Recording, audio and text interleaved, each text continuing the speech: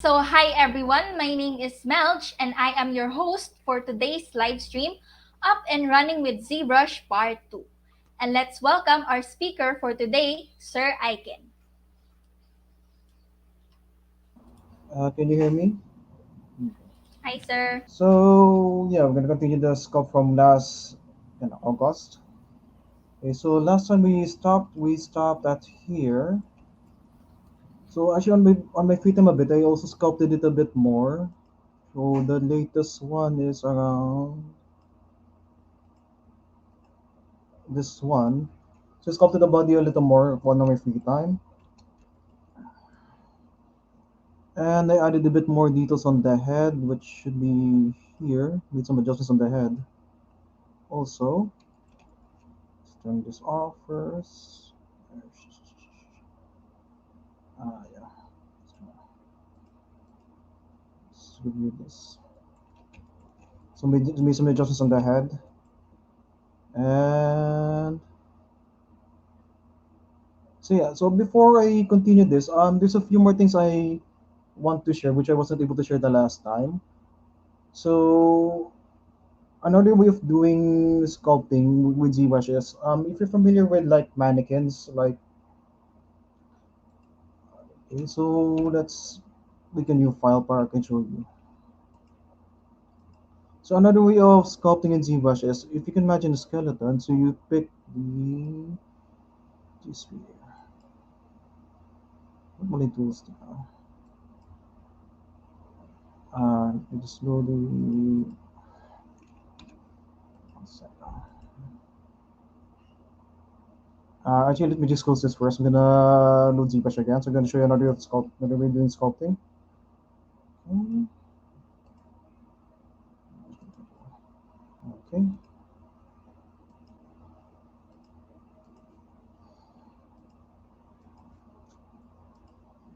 Okay. So if you remember the last session, how we started was we pick a shape, like let's say a cylinder, make poly mesh 3D, then you put it in, edit, and change your material color to basic material so we're easy to see, and document. Click on background, this one, so that will be easy to see also. So the background color, it will change depending what your color is here. For example, if you set this to maybe green, if you click on background color, background, it should also change to green. But for now, let's just set it to white so that yeah, it'll be easy to see things. Anyways, so the last time when started sculpting, how I showed you how I usually do my sculpting is I try to imagine as shapes, building blocks. So let's say this is the arm. Let's expand this. Then we append maybe a spear. You can imagine this is one of the muscles, like a bicep or shoulder muscle.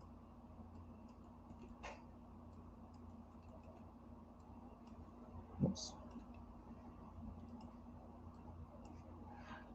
Then you basically merge them and click on always skip. Then you click on Dynamesh.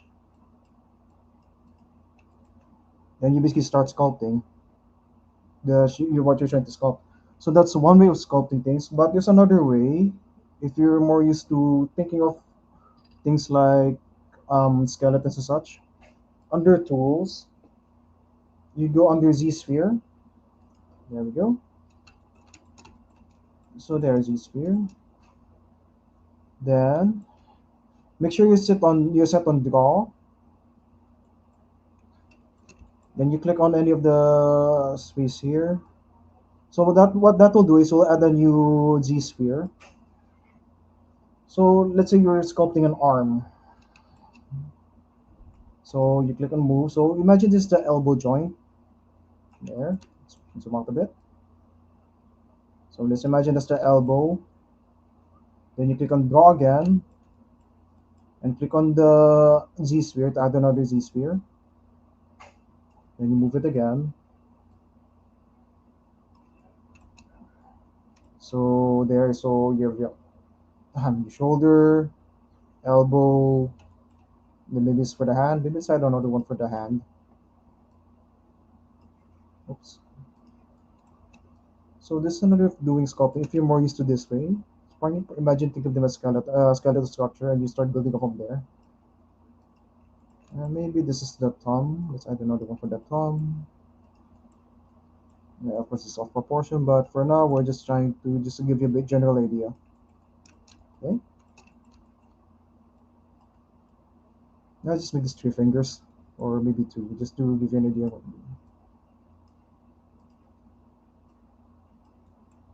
Okay. Add another finger here. Oops. That was a weird looking creature. Let's scale this Z-sphere a bit. It's too small. Oops. Oops.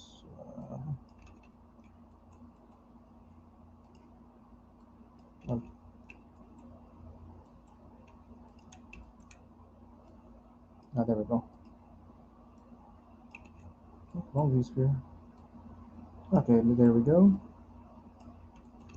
So this imagine is a 3-fingered arm creature, whatever. So draw here again. Use stand. Oops, wrong point.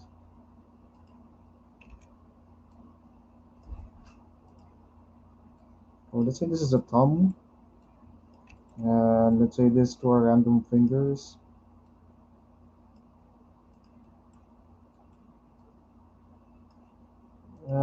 Just whatever. Maybe it's a random alien. Okay. So click on move. Let's fix it a bit. Oops, wrong one. It's this one. Oh my goodness. So let's say you already made the skeleton of the creature you're trying to make or sculpt. So you got the shoulder here, elbow, then your weird, I don't know, kind of hand. So from there, you go under Z sketch, edit sketch.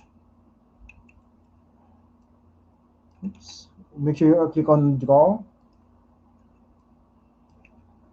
Uh, okay, there. So edit sketch. It's under Z sketch. Then make sure you set on draw. And basically, what you do is you try to draw in the muscles. So if you're familiar with this, like mannequins or like how figurines are made with like with a or like a wire skeleton's usually made first.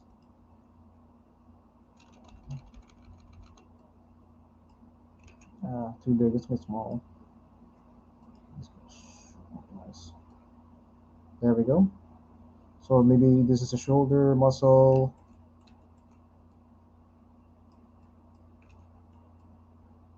I'm just doing it 3D off. I'm just doing it 3D off just to give you an idea. Yeah.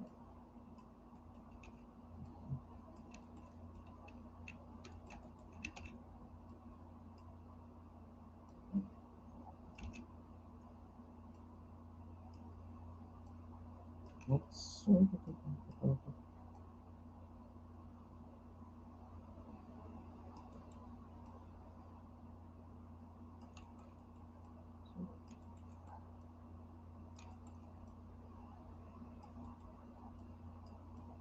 So the general idea is you're trying to draw on the muscle mass from this point.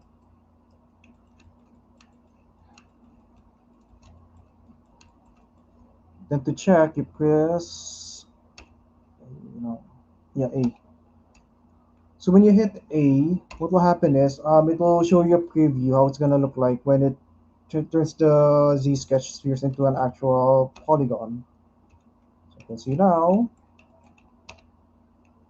you need to add more here for the fingers. I mean for the hand.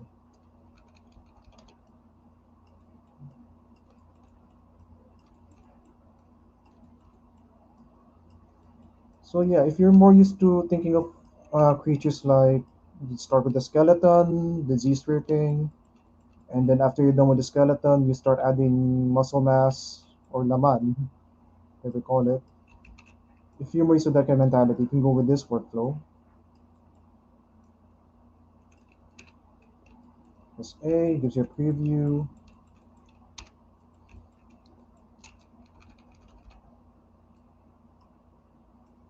Oops, too large.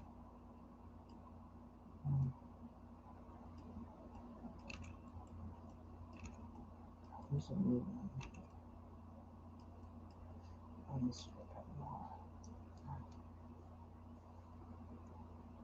So let's just say you're looking at.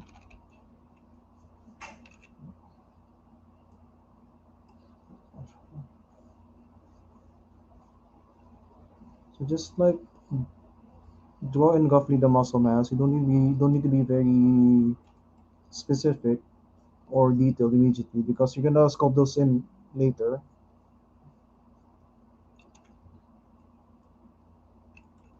Yeah, right now it's looking really rough.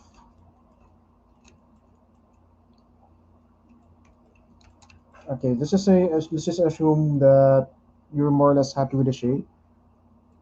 So under unified skin, click on make unified skin, and when you hit unified skin, it should make a new object based on the G sketch you made. So which is this one. Yeah, it should appear under your tools. Just this one. And from there, you can start sculpting, like, and just here you're sculpting. So it's one. Okay, so then from there, you can use sculpt it here, like actual sculpt. So that's one option. If you're more used to thinking of objects like start the skeleton, then you add a bit of oops.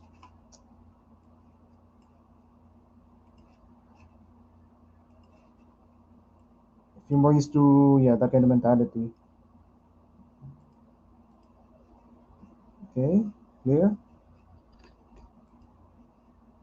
Anyway, so let's go back to the main file again. So I'll exit this first so that will be less confusing. There we go. So let's go back to the main thing we sculpted. So document, go to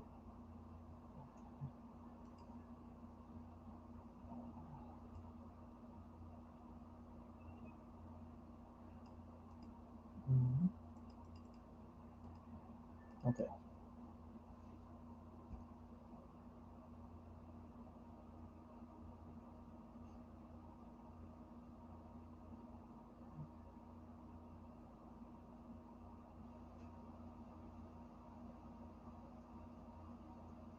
Set it to load first.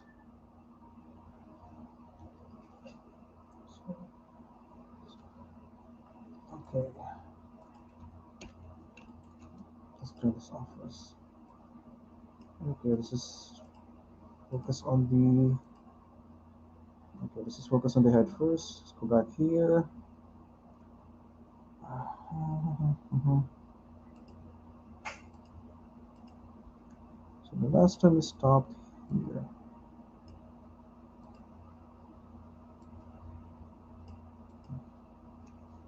Okay, let's change basic material to basic material. It's easy to spot. Background color, let's change back to white. There we go.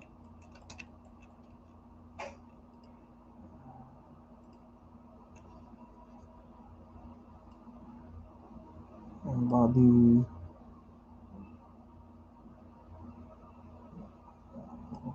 Okay, so last time we stopped, I think here. Yeah,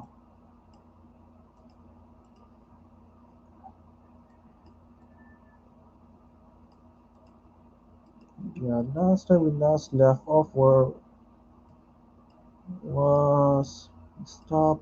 Yeah, we stopped something at somewhere out here. Anyway, so what I did to continue the sculpt was, for one thing, made adjustments to the head over here, made it into a new folder. So we need this agent spot. Oops.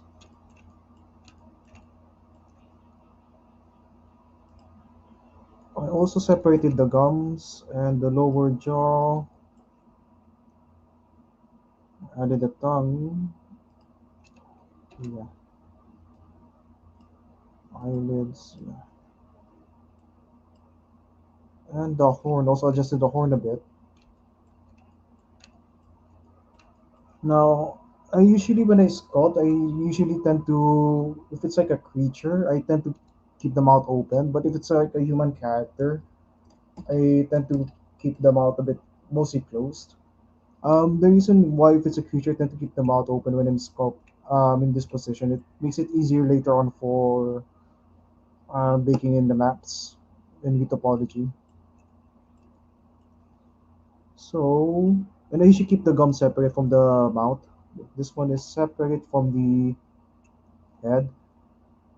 Same with the lower jaw. I usually separate the lower jaw if it's a creature that has a long snout or something. Yeah, as you can see, the lower jaw separate. It's a separate mesh. Same with the lower gums. I tend to separate them. So how I got this parts is basically after we got this one from our last session. Remember we stopped around here. Then I showed you how to mask. I'll just do a quick,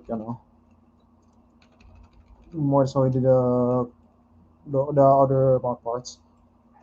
So basically, what I did to get those other mouth parts is after like let's say I made a rough skull of the head, I then start masking areas that I would separate.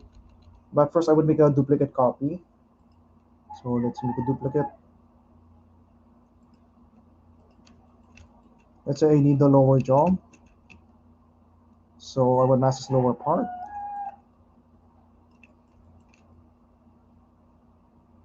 There we go. So I just need the lower part. Then basically split mask points, and it should separate it. As you can see, yeah, it's separated. It's just one good. Let's just turn off the new head first, so it won't be confusing. Then I would rotate it a bit. As I said, you should prefer. Make sure it's locked. Oops, sorry. Make sure you're also locked because if it's not locked, if, it won't affect the selected object. See the lock symbol here? Make sure it's locked. And then rotate. Let's turn off the duplicate first so that it won't be confusing. There we go. And let's say,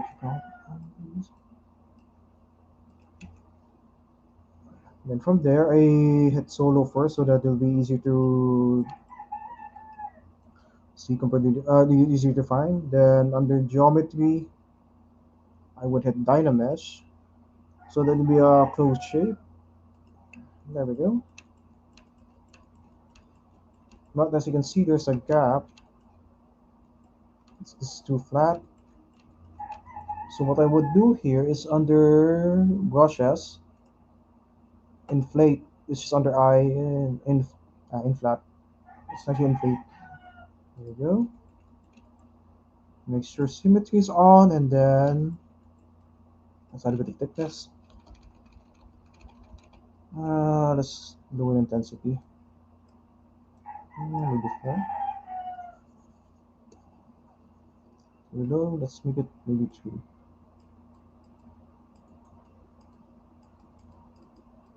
Then hit Dynamish again to clean up the edges a bit. Then hold into Shift to smooth out the edges a bit. And just repeat the process like Shift to smooth out the edges a bit. Then Dynamesh. Okay, Dynamesh again. Basically, that's how I did the other mouth parts. Same process. You make a duplicate mask, split mask points, Dynamesh, and then use a bit of sculpting. I usually use the clay build up or the usual or the clay.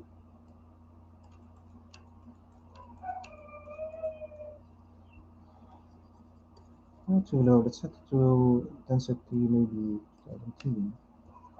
Much better. Brush size increase, a bit too low.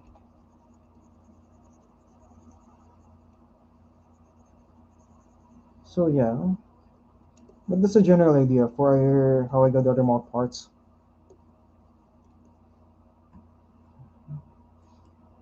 Mhm. Maybe one of this. This was- I see it in the comments. Okay.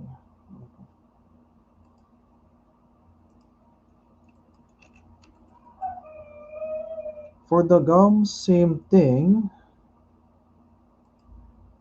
It's not really the first steps.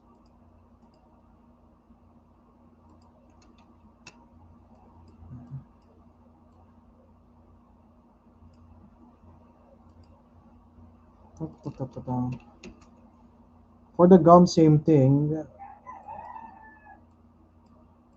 So go back to the head. This is also why I also make a duplicate, so that in case I need parts from multiple parts from the head or body, same banana. So for the gums, just try making the lower gums. General idea, same thing. Do mass again. Oops, sorry, make a duplicate first, so that in case I mess up, at least I have a copy. There we go. Okay, so mask this again.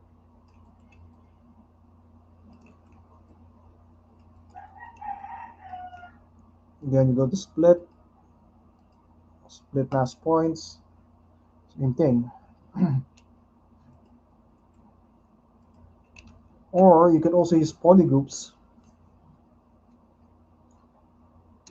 For example, after your master points, Control W, it will make it its own polygroup. Whatever you mask, then you go to group split. Always skip. So yeah, there's another option. So you can either mask, split mask points, or you can group split.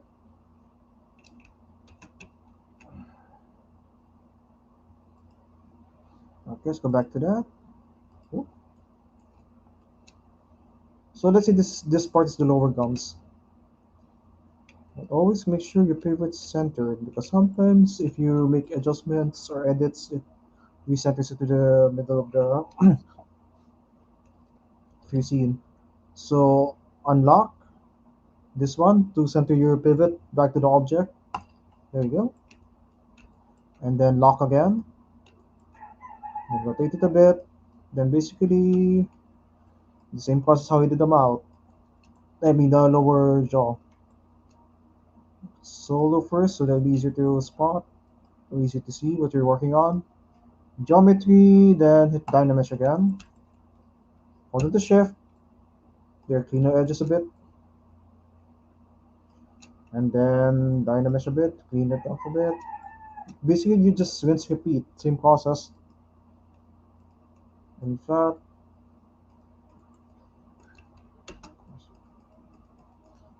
so just repeat the process. That's more generally how it made the other parts for the adjusted head for the yeah. But that's basically how I did these other parts for the lower jaw and the gums. But that's basically how I did that. Yeah, like I always make sure I copy of the main head, like the overall shape, and just mask that part, split. Then once it's separated out, then I start working that piece. For the gum, same thing. I just make sure I have a copy of the head. Same for the upper gums. And added a tongue. Okay, so for now, you might be wondering why do I tend to do it this way? Like I tend to model sculpt parts in. I mean, I tend to sculpt in parts rather than entire thing as one piece. I'll explain a bit later, but for now, let's go over next. So the horns, I adjusted that. Now, also on my free time a bit, I also did a back view sketch of the concept art. If you remember the last time, this only had a front view. So yeah, on free time a bit, I decided to make an artwork of the back view. Like try to imagine what the public is looking from the back. So yeah, we'll get there. So yeah, back to the scope. For the horns, if you notice, the horns has a bit of a segmented look, like it's not one piece. So how I got that in here, let's minimize this first. Made a new adjusted horn. Here. Let's turn off the horn first. It's getting in the way.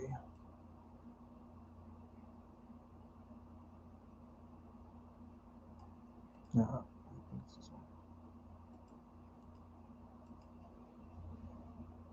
That's not how you cause it.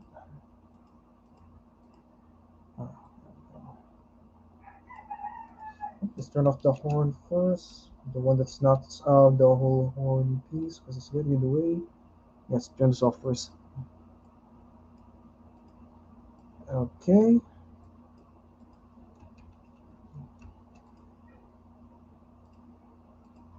Okay, there we go.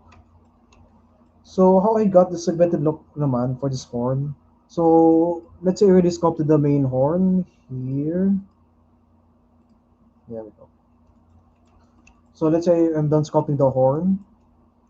The same way I got how I did the mouth, the lower and such. So after I got the horn, let's make it a new folder so it'll be a bit easier to spot. So new folder, and I just call this segmented horn. Also another suggestion is use folders in ZBrush because the thing about sculpt files, you're gonna end up with a lot of parts. Like this model right now, as you can see, it's 100 plus parts. So if you don't have any folders set, it's gonna be hard to browse through the. Imagine all that. It's gonna be hard to look for certain parts. To create a new folder, it's you just click on the object, right? Oops, sorry.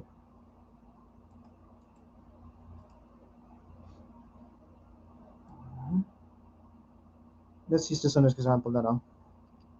Okay. So let's say you want to make a new folder for this one. It's over here, or Control F, but I've got used to using the long cut. So new folder. Let's just call this post guide.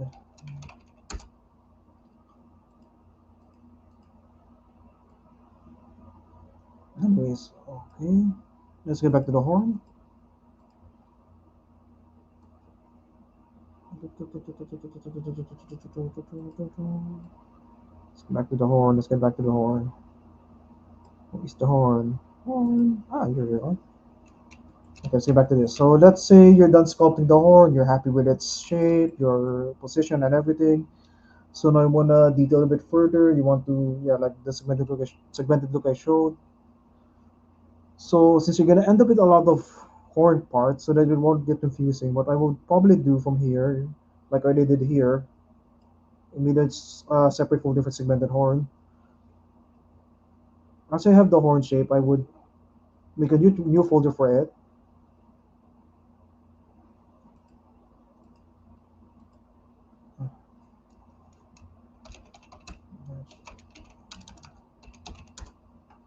Okay, so make a new folder for it. Let's turn off everything first so we can focus on the horn. Yeah, turn everything first. So we won't. There we go. Yeah, isolated this horn. So similar thing how I did the normal parts. I would make a duplicate first. Mm, let's get back the head shape muna. At least may idea tayo. Okay. Hide this one, but always make sure I have a copy.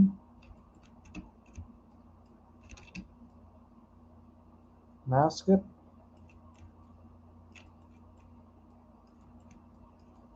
So we can just do this with the aspect rating. then split as points, then down under deformations, there should be an inflate option here. There we go, inflate a bit to make it a bit larger. Then under geometry again, Dynamesh. Wait, solo natin siya para it's solo it first so that we can focus on this. Hit Dynamesh. There we go. It makes it a solid it makes it a solid mesh. Clean up the edges a bit. And basically just rinse repeat. You just Dynamesh it.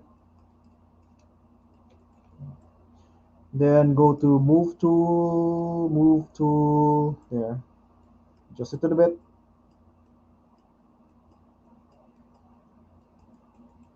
Make some adjustments. The next section, same thing. Mask it. Same banana. Mask this. Okay. Then same process again. Split mask points. And I usually skip switching between Control F and Control F and not so that I know which parts I've selected. And same again. Inflate a little bit. And then back to geometry, Dynamesh. And then same thing, fix the edges a bit, move it a little bit, make sure it looks like it's intersecting. Oops, sorry.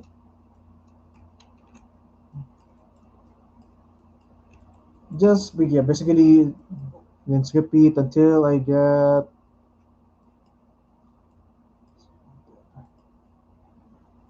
something like this, more or less. That's blended look. I don't know how to save.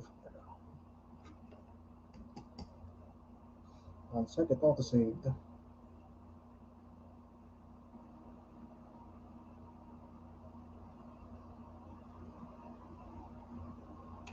Okay. Let's go back here. So that's more or less how I got the segmented look for the one. Just mask, you split it, then you just keep repeating the process. So you can split by via masking, poly paint, or you could also split the mesh depend by visibility. So let me show you an example. Let's close this first, head shape, so we can use the horns example. Let's close you first. So let's say you want to split this into two parts. So as I mentioned, you can use masking option like mask this part, then you split mask points, or you can split by polygroup. Let's say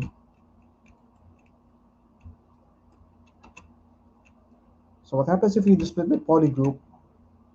Every polygroup, when you hit group split, it will be a separate object.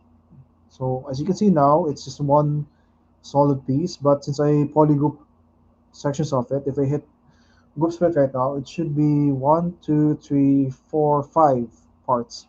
So you can see it's 1, 2, 3, 4, 5. Yeah, oh, 4. There we go. 1, 2, 3, 4, 5. So yeah, 1, 2, 3, 4, 5. So that's one option. Or you can split by hidden, or whatever is hidden. For example,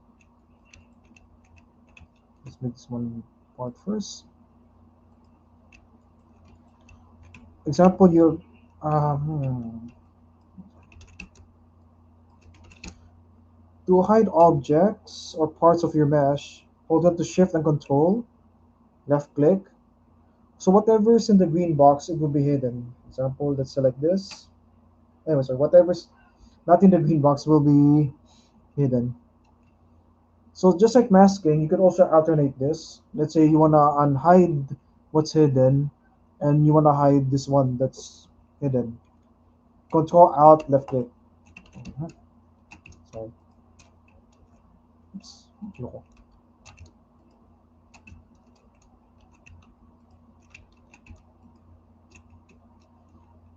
Ah, niloloko keyboard pa. Anyways, so you can also split by hidden. So let's split. So two. So whatever's hidden and unhidden, it'll just split it. So please click on that. There you go. Hati na showed it. Oops, sorry. So that's a few ways to split an object. You could either split by masking parts you want to split, or you can split after you group them up, areas you wanna you're separate from the rest. Or yeah, split by head. You can you can hide parts and split them. There's a few ways of doing it.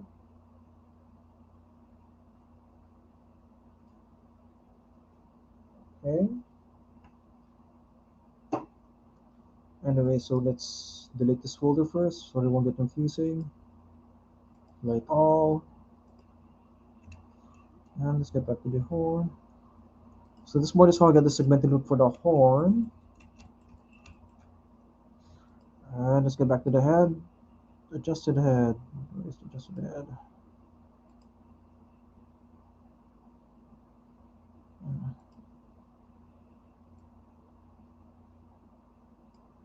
Oh, there's almost just head shape.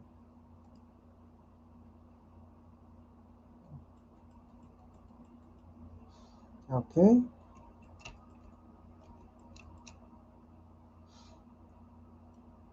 Now, I might be asking how do we get the whole body next?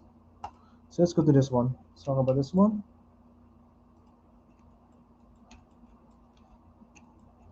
So how I got this body? If you remember the last session, I was talking about division levels and such. This is where the division levels come in handy for this situation. So how I got this? Basically, after I sculpted the head, I started sculpting the other body parts separately first. So let's go to main body. Yes. Last time, remember, we ended with the body part. We ended with head and body. So on my free time a bit, I sculpted the other parts like the tail, sort of idea, arms, legs. Yeah, more or less. How I got the arms and legs, it's more or less the same thing how I got the body. So this one started out like a sphere. So let me do a really rough idea lang here. Just so you have an idea. How I got this, basically a pen, cylinder.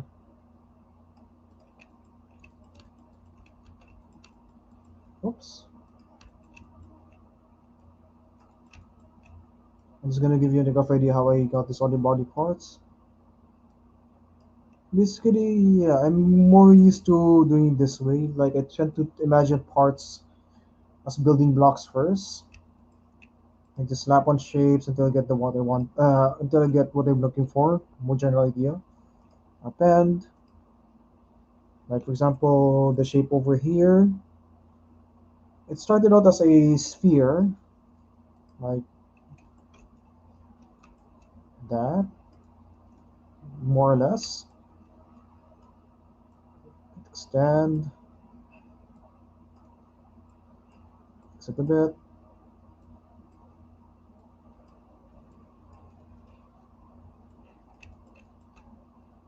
But I hope you're getting the general idea how I went about sculpting the other body parts. This one on the arm, this forearm, this started as more like a cube actually. I'm not sculpting that. It started more like a cube, something like this.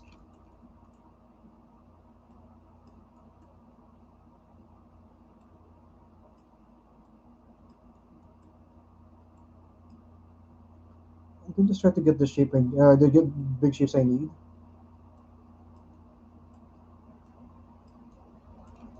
And I also started using a bit of the deformers. Deformers, to use them, you click on this weird gear symbol.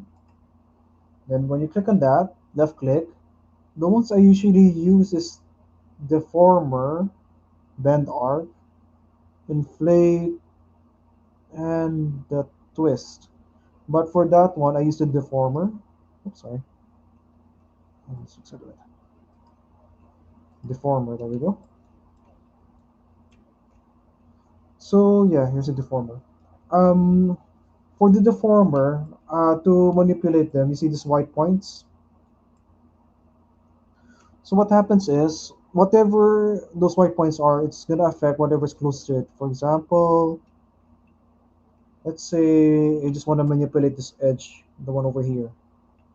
So let's hide all the other control points first. Control, there we go. Select those to hide those. So now if I move this 3 points here, it should only affect that edge and a bit whatever's close to it. So see, oops, sorry, forgot to unselect this one. There we go. See. So basically, how I got this arm part, I used deformers. General idea is once I get the shape, I started using deformers, playing around with it. Oops, playing around with it till I get the general shape I'm looking for.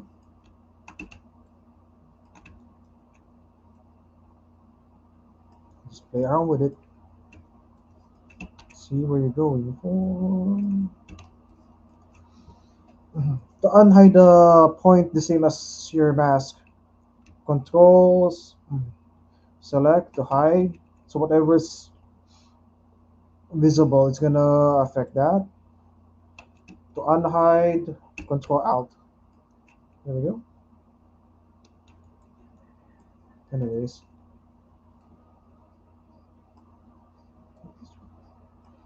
then you notice it's a bit peaking here. It raises up a bit here, curved. So you can also add points if you need more points. To add more points, let's say you want to add more control points here. So right now it only has three, so one, two, three. You want to add more. You click on this arrow. Wait, not that.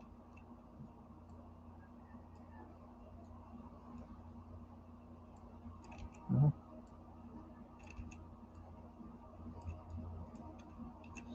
Okay.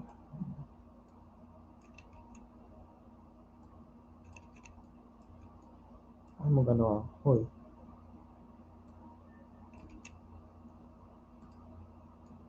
Ano yung control points po ito? Okay, kawa. Teka, let's go back.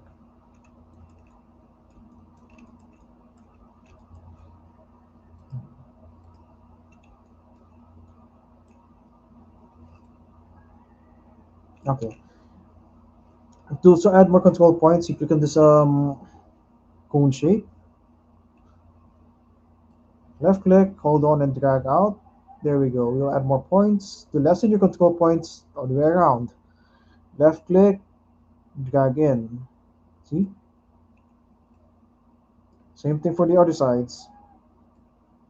Drag in, drag out, depending on how many points your control points you need. But I say something like this is fine.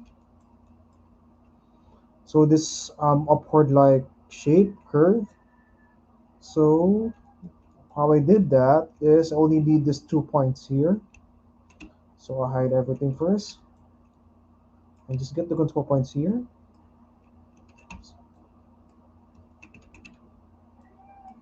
There we go. And basically I raise it up a bit. And just keep manipulating your control points until you're getting the shape you need. Just keep manipulating this. Oh.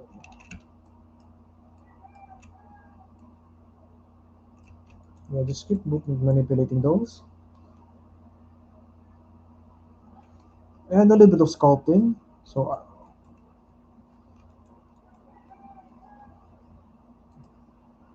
but before you sculpt, make sure you set it back to Gizmo. Then I will hit Dynamesh again to make sure I have even space polygons. So I get a cleaner sculpt. That's well, not that bad. Okay, then you start sculpting it. Yada yada. Then just use your sculpt tools, brush, clay, whatever. Let's lower the resolution so that'll be easier to work with.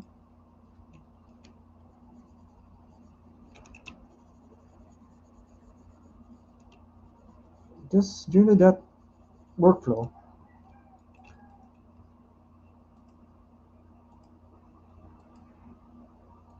move tool, expand spaces a bit.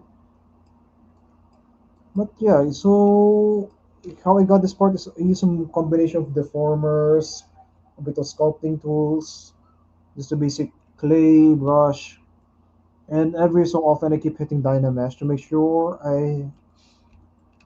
my mesh is more or less clean. So does everyone follow so far? Uh,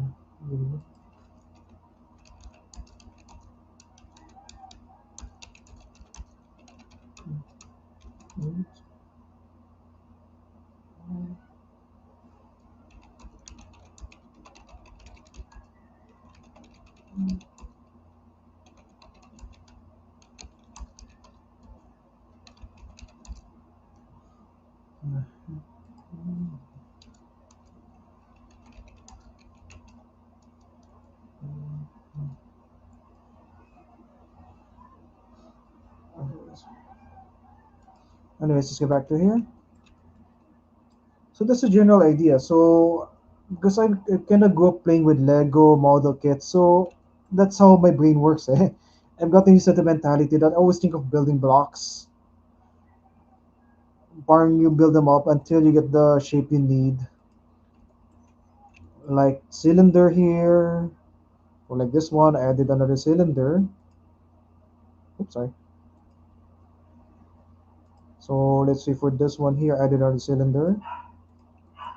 So yeah, I've gotten used to that kind of mentality. I always think of uh, them as parts or building blocks and just build them up bit by bit. And maybe for this one, the elbow, another sphere-like shape, until you get what you're looking for. And then you just combine everything again, merge down. Yes, always skip, merge down, then back to Dynamesh again. A little bit of sculpting, then you add in the shapes again you need. It's basically rinse and repeat until I get, yeah, something like this. Same for the legs, it's the same thing. The same for the head, then the body. And remember the body, if you remember the body, first session also showed more or less similar idea. Like started out with the sphere here, then the sphere for the chest, flatten the sphere a bit. For shoulders, started with a sphere, same thing. Then once you're happy with the more or less your big forms, combine everything, merge, then you hit Dynamesh again. Similar idea. Let's delete this now so that won't be confusing. Okay, let's get back to the main body.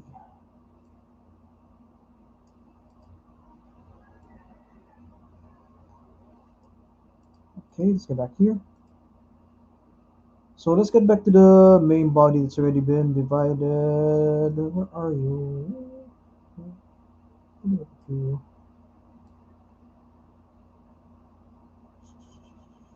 Main body, saan ka na nawala ka? Okay, so back to this. Wait,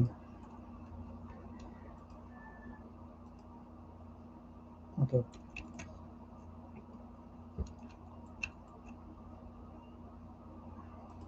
main body. So anyway, so let's go back to this one. So let's say you're done sculpting all your parts now. You have your body, you have your tail, you have your legs, you have your legs, you have your arms, and of course the head. The horns are usually I keep them separate. often for my models because I don't know, organically I mean it makes sense that the horse will be a separate part from the rest of the creature in the sculpt. So let's say you're done now sculpting all your body parts. So from there, remember the head, we started all these different parts. You got the upper portion of the head. I also made the jaw, lower jaw separate. So from there, I would merge all my parts. So I end up with something. Where's the merge at? Something like this. So I would merge them all together now. But I would usually keep the gums, tongue, obviously separate because they're technically not part of the head, eh? Organically speaking. Same with the body. After sculpted all the body parts, I also merge them together. There we go. So now you might be asking, how do we combine this all these parts into one mesh? So that's where division levels come in. If you remember the last time we talked about division levels, a quick example. So on the append, you got maybe let's make a cube. Remember the last time we talked about division? Because the thing about 3D files is the higher poly count is, or active points in this case, it makes it harder to load. So obviously, when you're working, when you're sculpting, you want to try to keep your file size manageable as possible.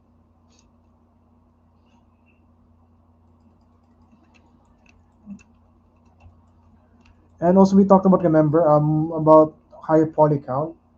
It's easier to sculpt in details if you have a higher poly count. Let's say like really small details, like maybe a cut mark here. It comes out very clean, precise. But the problem with if you go with a really high poly count, it's so hard to smooth out. As you can see here, I try to smooth it out. Let's say you made a big mistake, you wanna smooth that back out. So that's where subdivisions come in. So you can know where the subdivision level is there, so you can smooth it out from there. Makes it a lot easier. So that also applies to like that will apply to the creature body we have here. Let's get back to the creature body, main body. Okay, let's go back here. That will also apply here. As you can see right now, this has subdivision levels also. Subdivision level 6. Usually for my rig, I set it to highest poly count. I don't usually go beyond 40k at 40 poly count for my rig because yeah, it really slows it down. Usually for me, just keep it under like more or less 35 poly count roughly.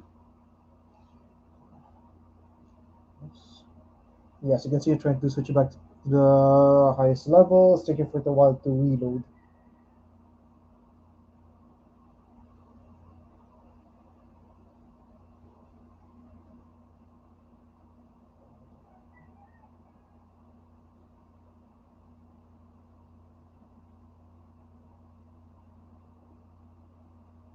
Okay, let's just exit this. Let's wait for it a little bit. Yeah, it's still subdividing.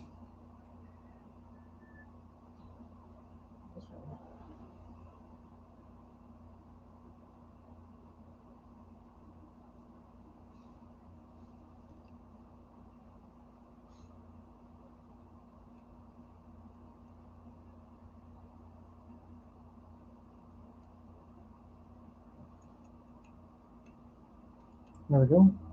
So yeah, so the highest level subdivision right now, this is a 36M, which is great for finding small details like scratches, skin details. But as you can see, it took a while to load. So let's just head back to a lower subdivision level. Maybe 3 is fine. 3 is good enough to work with. So anyway, so how do we combine all our body parts? Let's start with the head. So after I combine the head parts, I would go to ZBrush. So what ZBrush does this time is you draw an outline. Let's say, so those lines will tell the ZBrush more or less how the edges will flow when it's recalculates it, or how your lines will flow. When you hit the ZBrush tool under geometry and ZBrush.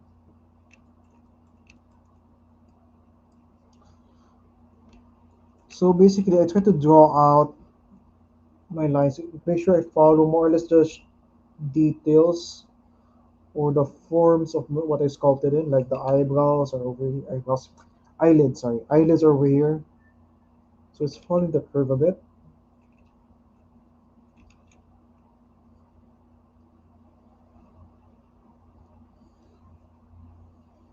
So more or less general idea. You just try to follow the curves you sculpted in. You don't have to be super exact, but like a general idea. Then let's say you're done with that, which I have here. Yeah, more or less. Then I would hit Ziggy measure. Maybe, yeah, I think she said it to two. Maybe actually two, fine. So what Z measure does is it will remodel your object depending on your target poly count. So you can set it higher, you can make it lower. Your call, but I usually set it to lower because either we're gonna divide this model later on. So good. So want to keep it low as possible. So let it apply the Z measure first a bit. This is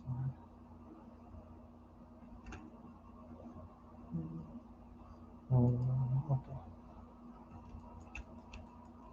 See, so right now it divided it down to 6,2. Yeah, 6,000 body count. So let's see what happens if we set it a higher target count. Let's say let's make it maybe 5. So earlier was 6,2. So if we set it to 5, it should maybe be on, I don't know, maybe 300k, 200k. Hmm. And of course, higher poly count, as I mentioned earlier, it takes it longer to load render. That's why you have to be aware of your active points when you're sculpting, like how heavy is your model.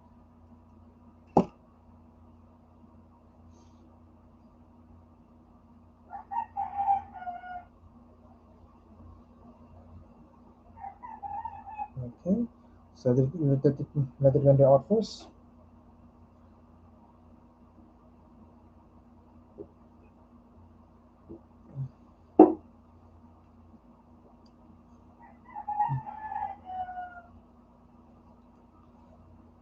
So earlier was 6k, so became 10k, but you get the idea. So higher target poly count, you're gonna end up with more polygons. Lower target count can end with lower poly count. So the reason why I do this, like for body parts, like if one of them will combine now. So let's say we're done with the head. Now we move on to the body. So I would keep this head, because I'll be needing that later on. I'll be Then we move to the body. Saan na si body? Okay, let's move to the body. Let's hide the head first so that you guys won't get confused. Head, tago ka muna. Let's hide the head first. Okay, so remember earlier I mentioned when I usually do body parts, I usually sculpt the parts first. So as you notice, the body is separate from the arms. So after that, I merge them together, so I end up with something like this. There we go. Then from there, I would just measure again, like draw out the my basic, more or less how I want the lines to flow. This is why also a bit of anatomy helps if you want to do character art, creature art. Yeah, I would suggest learning anatomy aside from the software, because you need to know where the muscles are, how body mechanics work, all that. Yes, but this is basically what I did. Basically following your the forms sculpted in, more or less. Like I said, you don't need to be exact, just a general idea.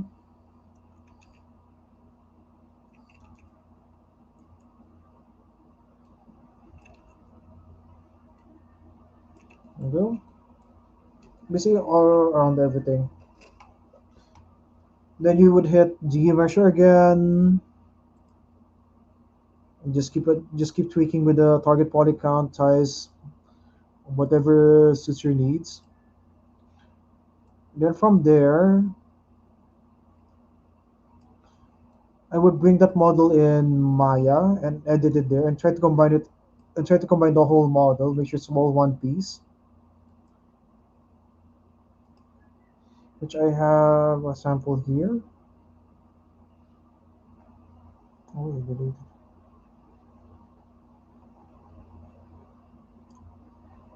Oh, body, oh.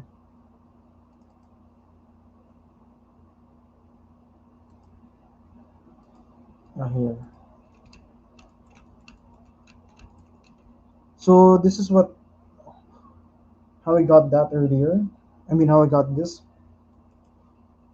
So basically head, Ziga measure, then the rest of the body Ziga measure, then I edited Maya, make sure everything's one mesh now. Everything's just one model. Add a bit more poly groups. Sorry, poly groups. Add a bit more polygons, etc., etc. Then mirror and weld. Oops. Ah. Mm. Mm. Anyway, so basically mirror and weld, and then let's go back to the divided body. There we go. Then you divide. Now the next question is, how do we get all those details into the new body? This is where I think projections will come into play. So just use a small model as example, because the problem with projection, it takes up a lot of memory. So let's use a small thing as example.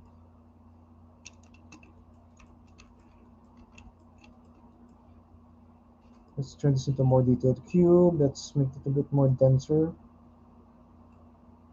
Yeah, maybe the 1600.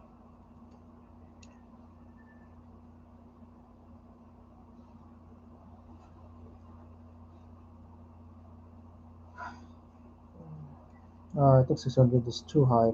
Maybe let's bring it lower. Yeah, too high. But first, let's duplicate this first.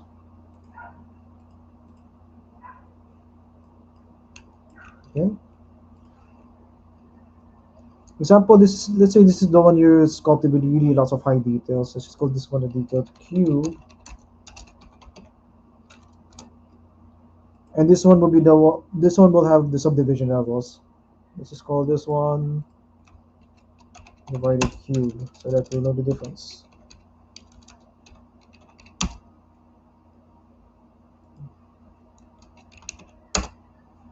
Okay, so let's detail the detailed cube. Maybe set it to maybe 400. That should do.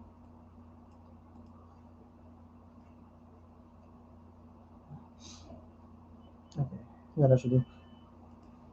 So let's say you added details to your object.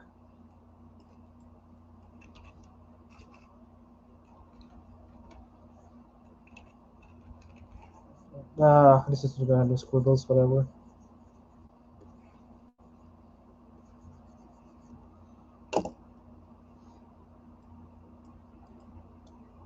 Okay. And now you want to transfer all those things sculpted in to your final object. So the one with the subdivision levels goes on top.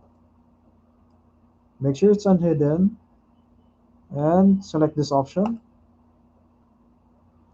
Select the one with the subdivision levels and click on project. This chance I should set it to maybe 0.5. 0.5. Yeah. Project all. Wait for it to compute.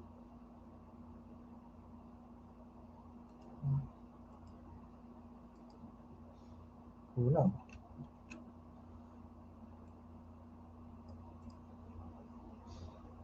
I think I know why I forgot to subdivide.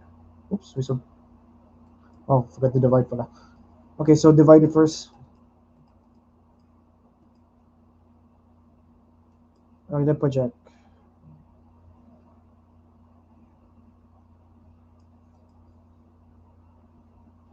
Wait for it to compute.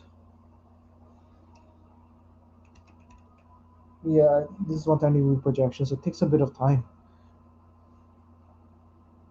That's why I did the projections free time a bit. There we go. So now they look identical, but the difference here is the one with the subdivision levels is you can change your density since you add the subdivision levels. You can see.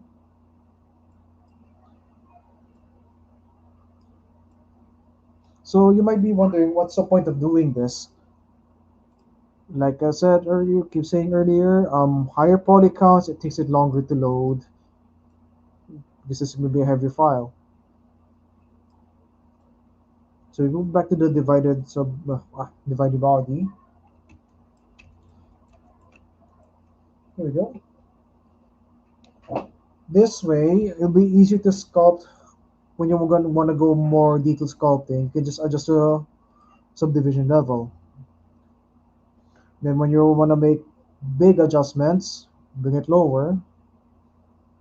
Also for posing later on. Let's say you want to pose this now. Let's just say, yeah, the model's done and you want to pose it. Let's say the arm.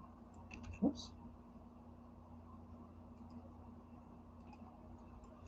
Mhm. So you want to pose the arm. See, it makes it a lot easier to manipulate when you make big changes and keep your poly count low for now. Unlike if you set your poly count really high immediately and you want to make like big changes, see, it's taking it for a while to load again. That's why when you're sculpting, if you want to do like big changes to your sculpt, try to keep your poly count low. But when you like want to do minor, more detailed editing, like small scratches, whatever, then you can go with high poly count. That's what subdivision levels are for. That way you can switch between high and low, adjust accordingly. So yes, you can see it's lagging a bit because of the high poly count. Unlike earlier, when we set it to a lower division level, it's a lot easier to manipulate. So yeah, oops. Go back. Let's undo this first. Let's undo you first.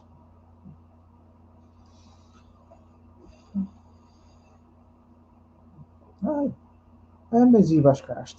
Okay, we need to load it again. Uh, any questions?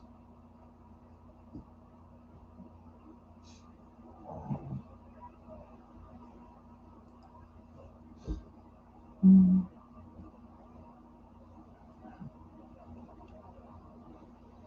oh yeah.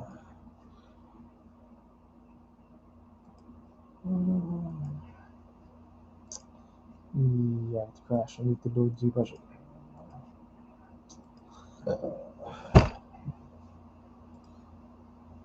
Mhm. Okay, let's do that file again. Oh, wait. Oh, wrong one. It's the wrong file. Oops.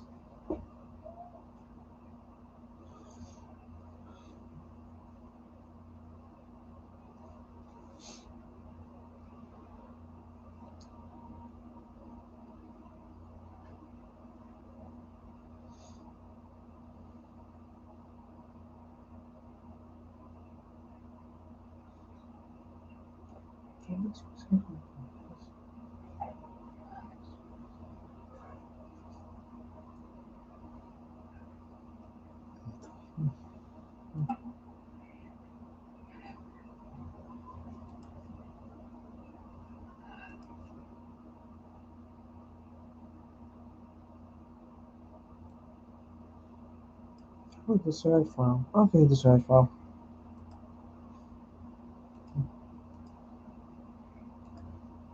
Anyways. Oh, it's the one.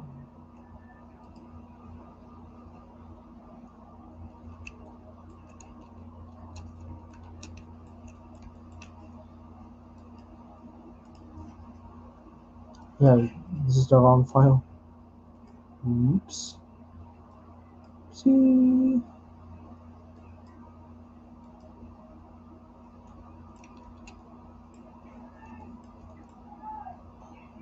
Yes, because ZBrush. I loaded the wrong file.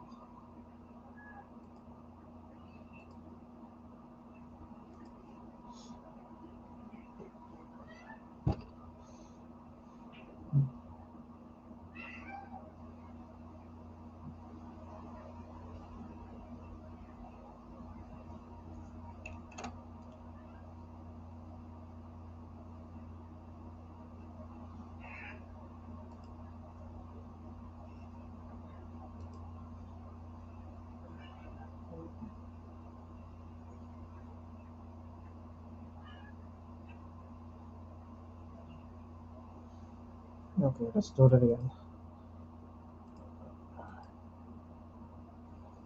So, the whole.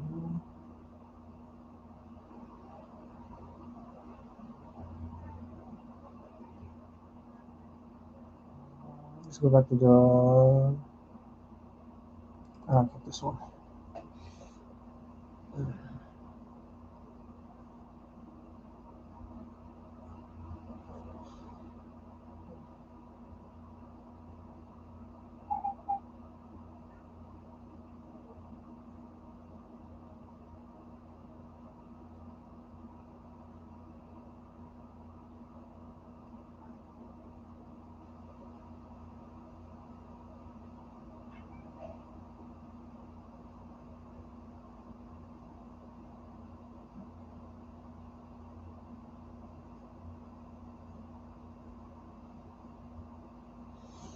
Okay,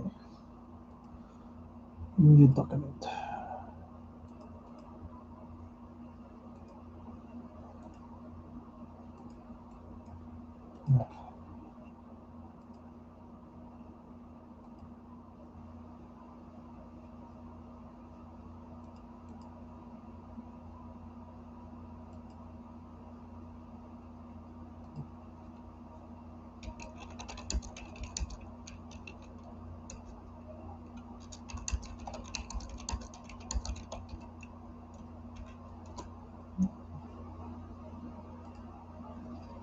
Okay,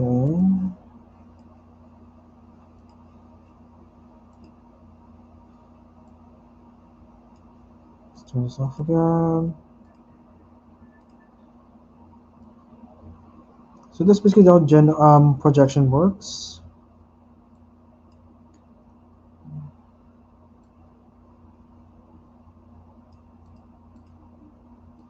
Go back here. So like example earlier with the cube thing, that's how I got this transferred all my details to the body to the whole mesh is already divided. So to review, my usual workflow is I start sculpting things by parts, like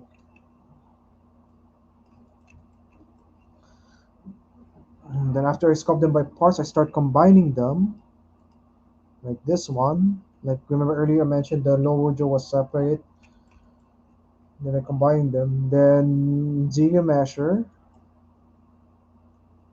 Remember the lines, Ziga measure.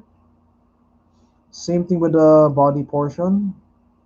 Then once I have that, I bring it to Maya, edit the model, subdivide the model, and start projecting my details to the newly divided model, which is this one. So it has all the details I need. Okay, so what else?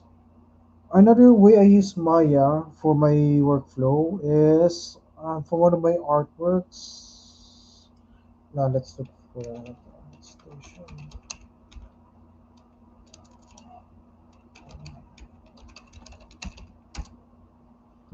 Okay. Uh, yeah, let's just use an example. This one, the skirt part. Zoom in this one. Yeah, for the horn, this is how I got this also earlier. I showed you.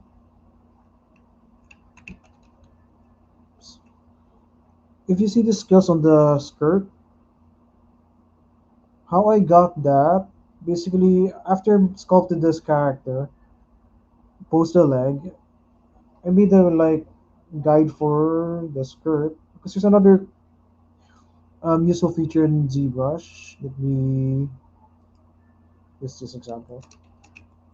So let's say you want to make things like chainmail or like yeah this one here the scaled whatever you call it scaled skirt. How I went about that is I use nano mesh. So what nano mesh basically does is mhm, okay, it's control.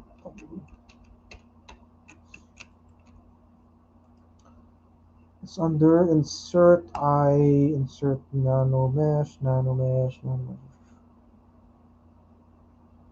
What is it? N.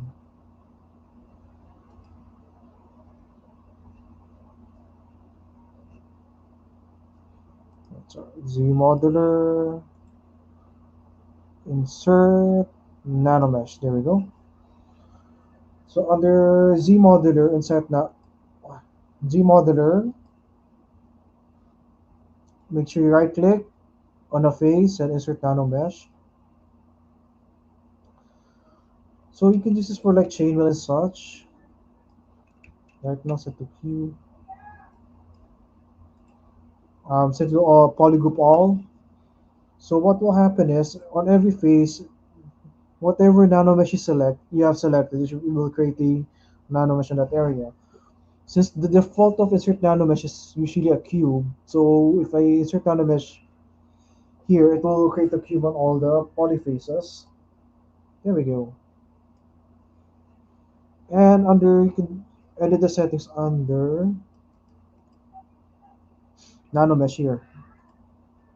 You can make it wider. You can tile more of it. See? You can rotate it. So yeah, you can use this for things like chainmail or like I don't know, layered armor. So you might be asking, so what if you're gonna use your own design as a pattern, like what I did for that, what I did for the light thingy. So first, let's say just create a weird shape as a pattern. Let's use this up to and maybe this one instead.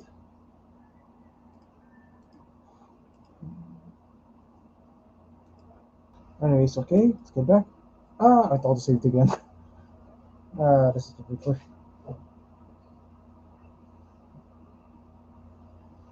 So let's make our own pattern. For example, so let it save first.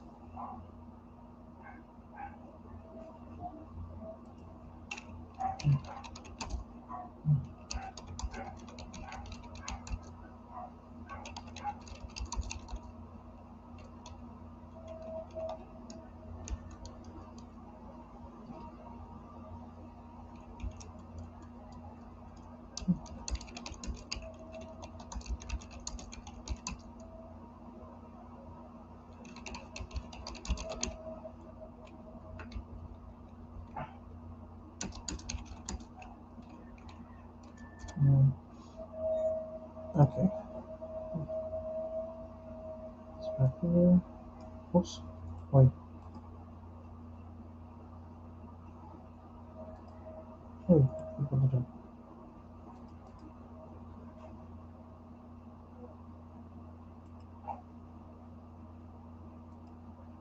okay. Mhm. So to get that scale, what I did, let's just yeah, let's turn this into a weird shape. And use this one as an example. Okay, Dynamesh.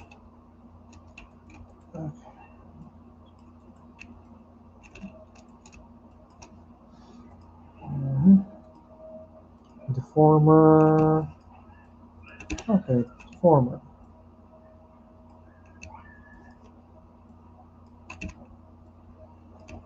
So weird shape. Oh, there we go. Oops. No, it's just a weird random scale thingy na ewan.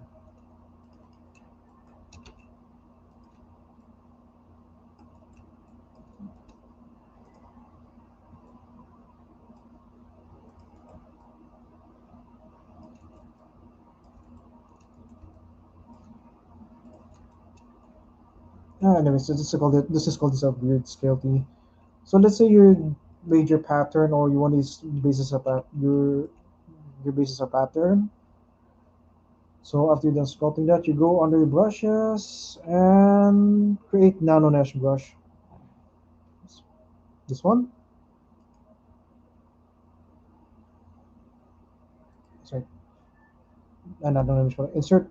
Wala. Sorry. Create insert mesh. Wala. Create insert mesh.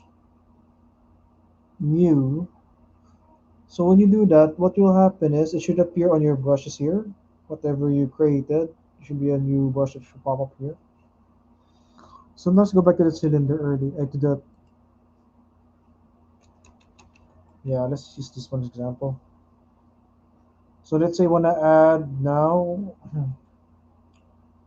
that shape thing is a pattern. So back to Z modeler, insert nano mesh. Oops. And then you can select. Make sure you select pala this, whatever you created. Okay. Ah, ito ko.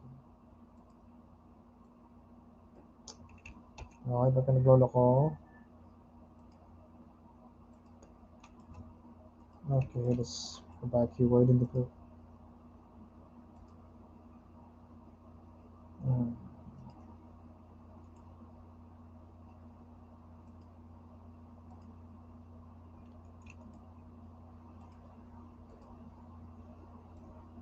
Okay, there we go. Sorry. So after you made your object, create insert mesh, then create nano mesh.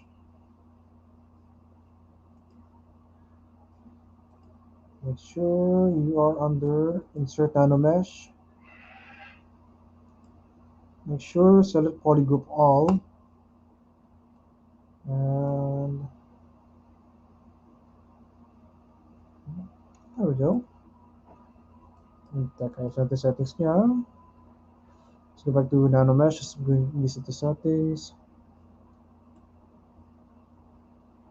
Ano naman size?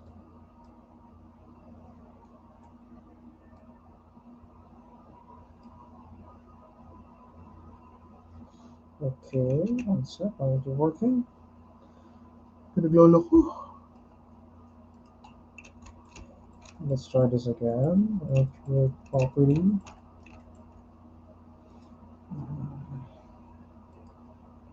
New.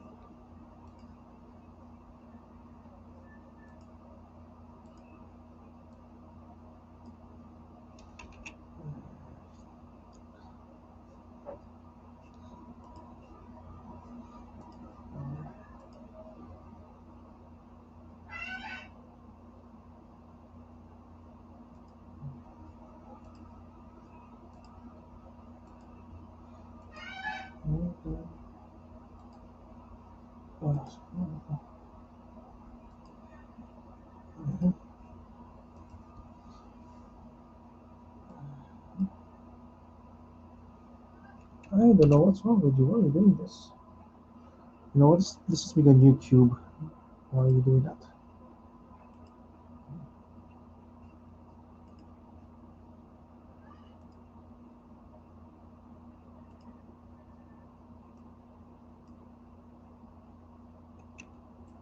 Okay, why are you doing that?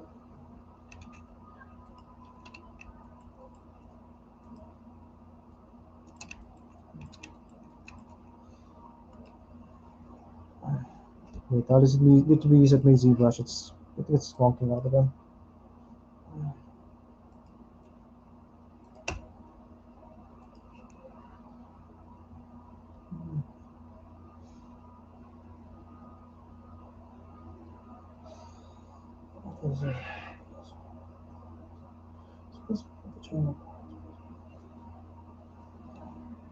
Let's do that again.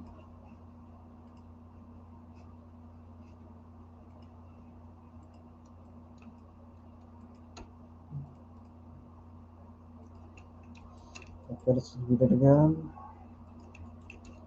Let's say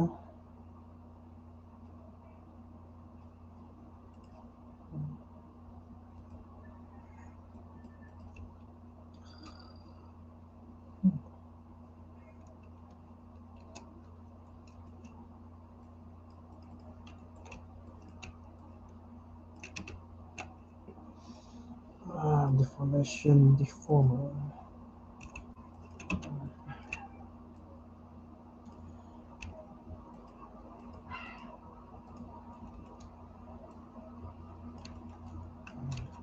Okay, let's use this as a nano mesh. Okay, brush. Oops, sorry. Create insert brush. And um,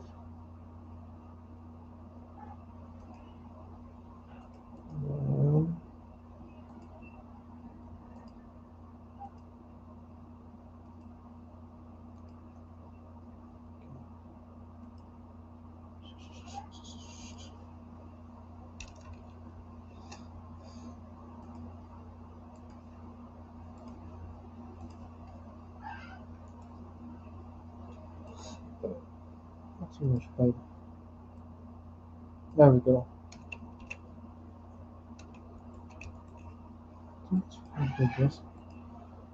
Okay, so under nano, okay, make sure polygroup on.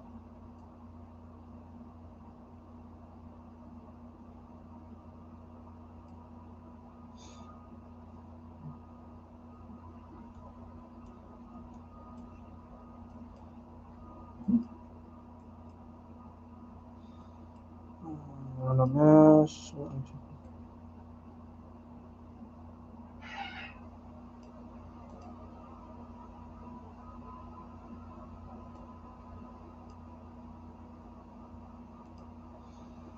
Okay, where want you fit?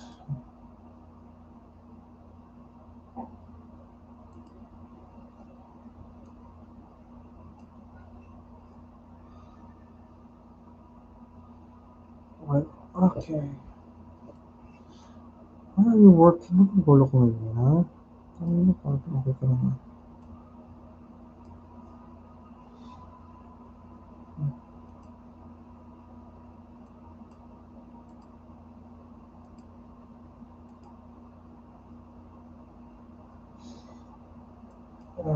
Spin yung cube na lang muna.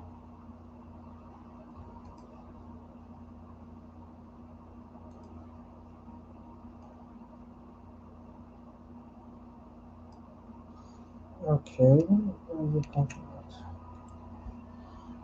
Insert non-mesh.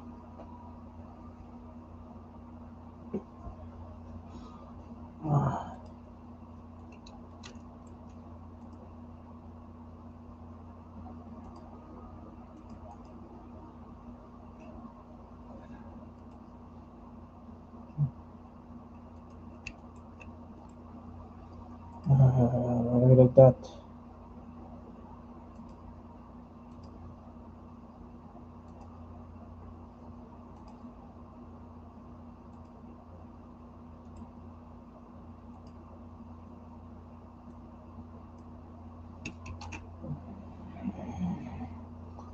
Okay, why you ba't yung golok ngayon ah?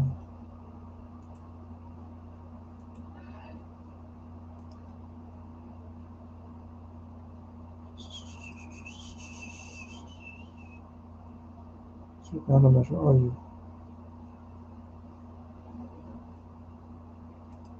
nako, hindi ko mag-golok na.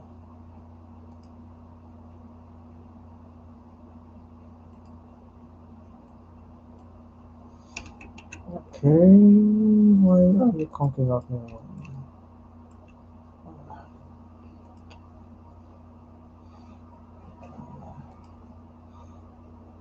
Create insert mesh.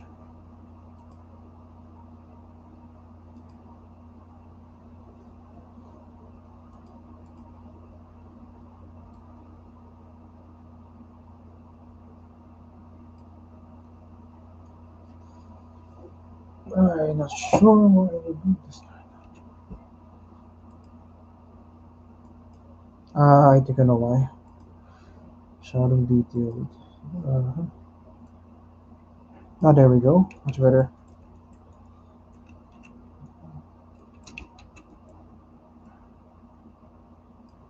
But yeah, that's the basic idea. So let's review a quick review.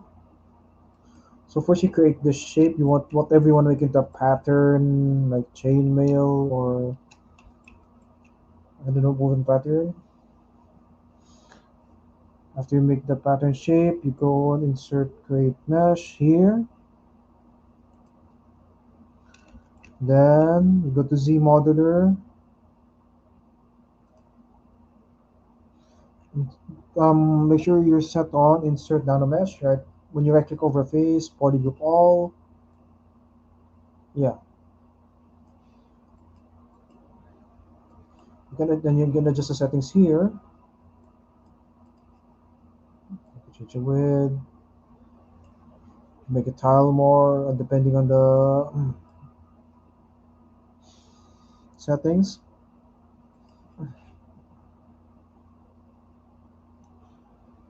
So this one animation. So to get this more or less we wanted to flow in this way, what I did was I actually made the base in Maya on the more or less the shape of the skirt, how I want it to flow, those weird scale thingies. Should have a sample here. Let's bring it in.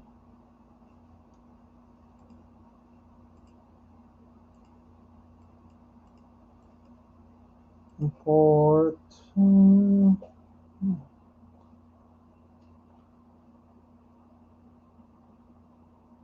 Conventions.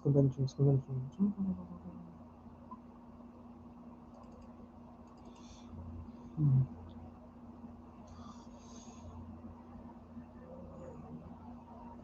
Sample scales.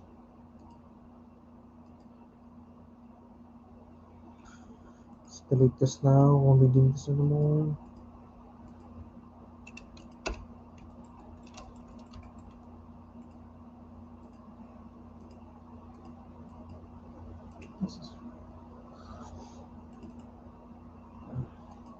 Okay, there we go. So I modeled a very quick shape of the skirt.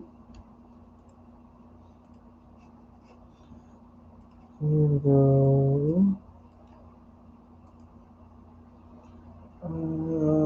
Yeah, there.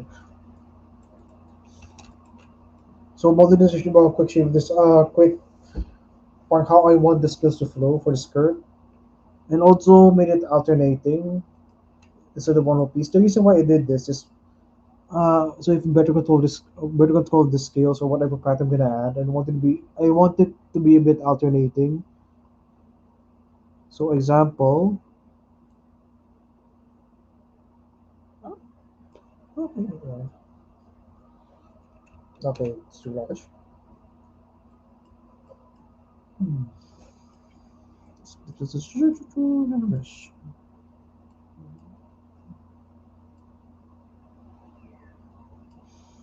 Yun na natin ito.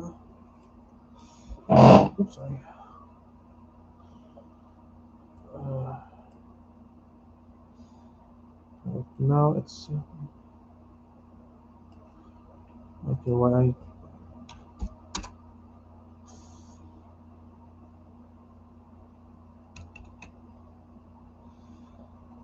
mhm. Okay, why are you knocking out me?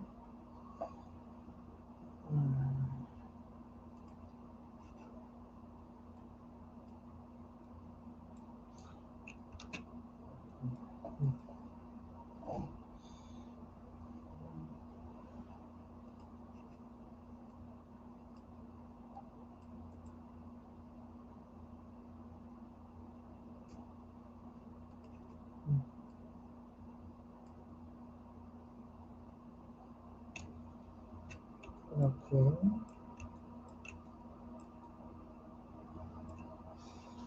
Then we have to fix our alignment. Align to normal. Basically just fooling with the settings. Oh, I can't help it though.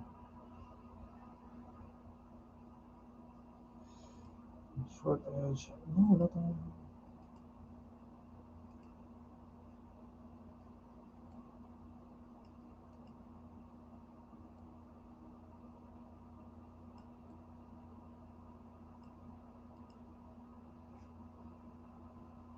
Okay, now just like that.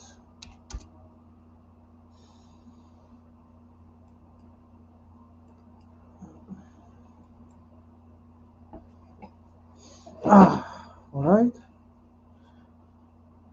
Okay, let's check it this way. Ay, work yung ulo ko ngayon. Okay ka naman ah.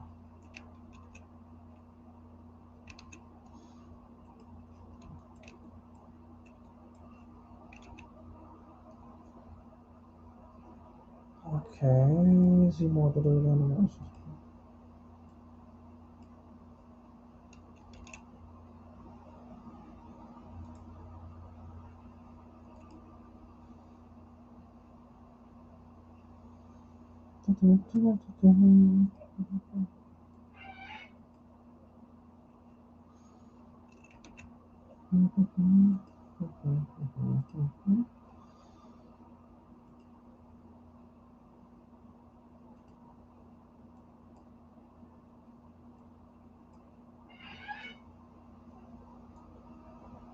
Why are you doing that?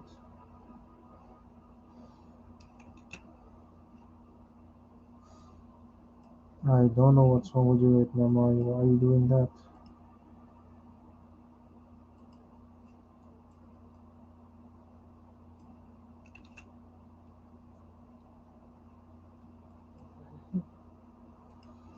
Okay, what's wrong with you?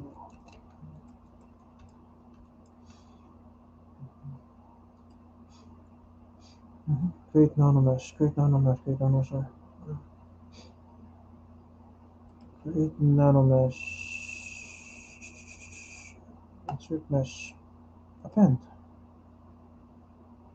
Yes, give this note. Mm-hmm.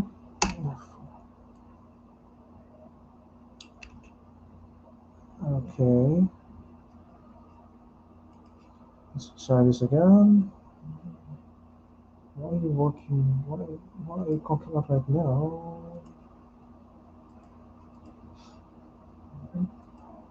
Let's ZBrush load again.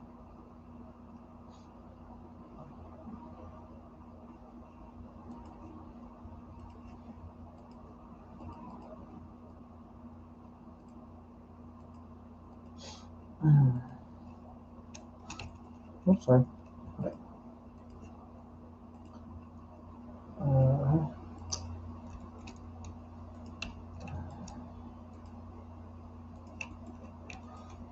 okay, what are you cooking? It's the random grid pattern.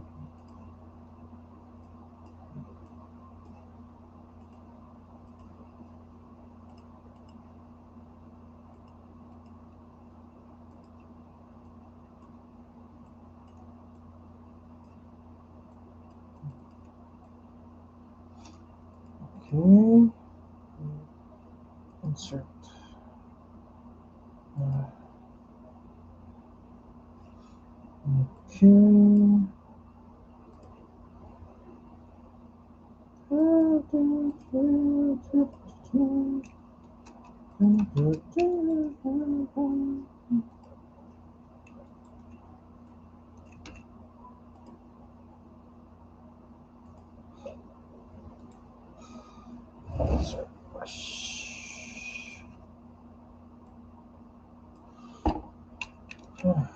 I want to work properly.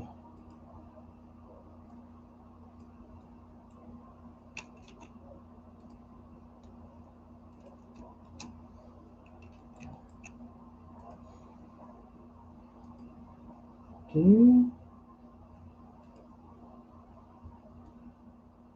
Yeah, there we go.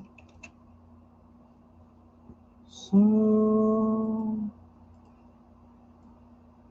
okay, fine here. Let's get back to the scale thing. Uh,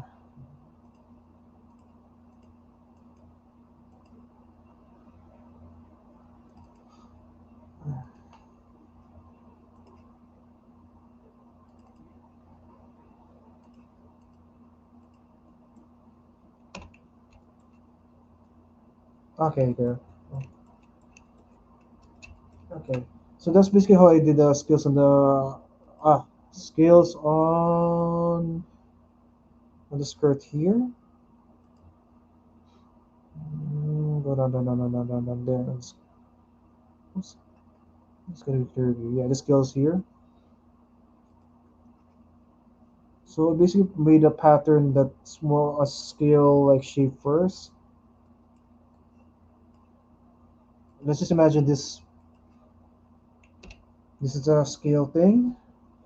After you made like whatever shape you want to into a pattern, you go to create insert mesh and then create nano mesh.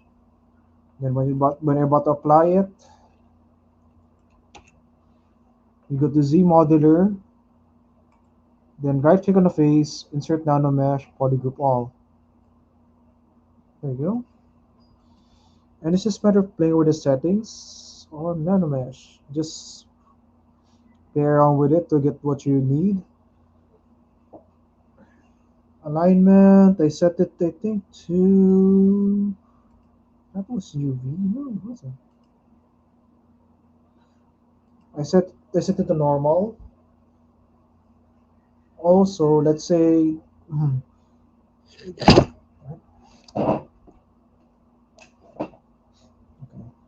even for that, when I set it to normal,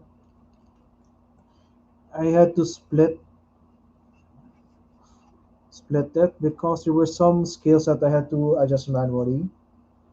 For example, split,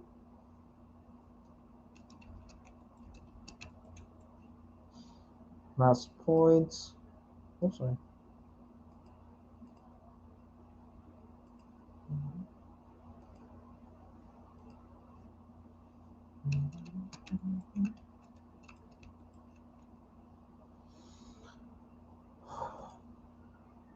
Ay, mali, not parts. Oh, no, mali.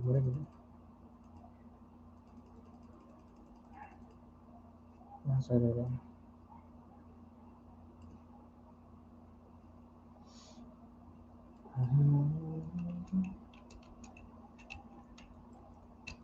So what I did was I did masking. Ah, yeah, now I remember. So let's say after I'm done adding in the scales, this is imagine these are the scales. Some skills were still out of place though for that skirt thing, so I still had to make adjustments manually. So how I did that was I masked the thing is just a guide for the scales.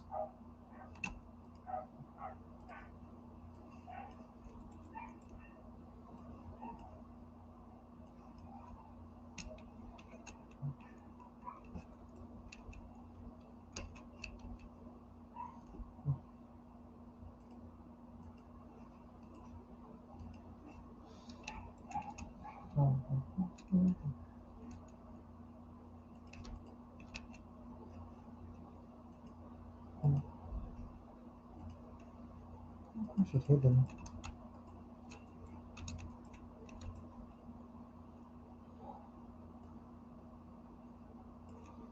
Ah, okay. I remember now na pala. Edit mesh.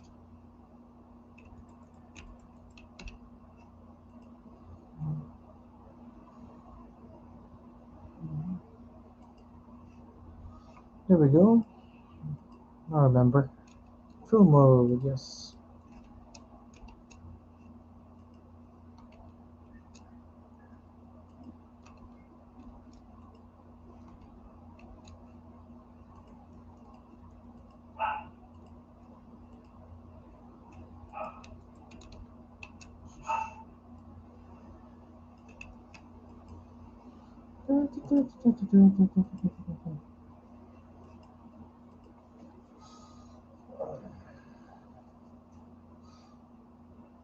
But this merged general idea, and I don't know why I'm copying out again this time.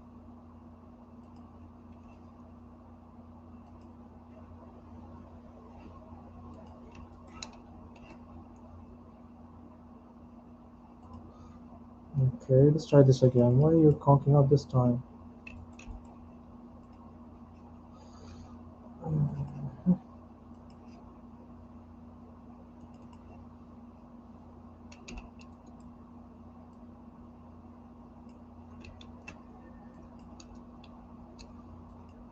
Nano mesh and then fill.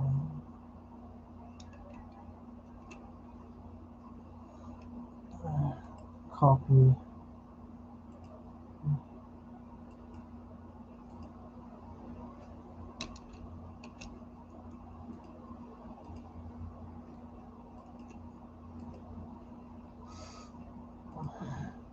Why aren't you working properly this time?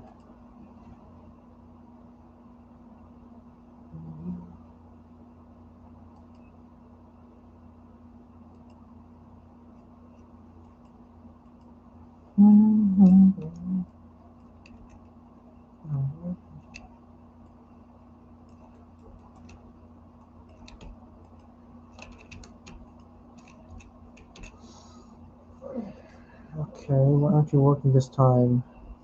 What's wrong with you?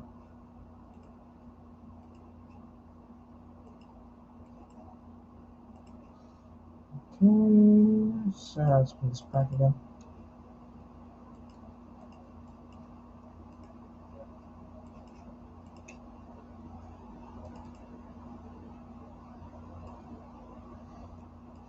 Tama naman.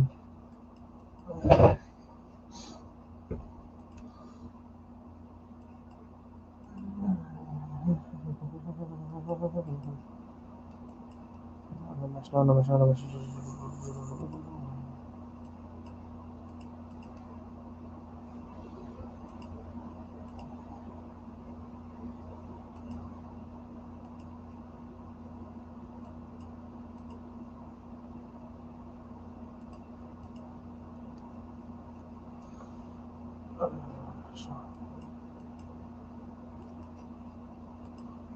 Geometry, aren't you turning to mesh?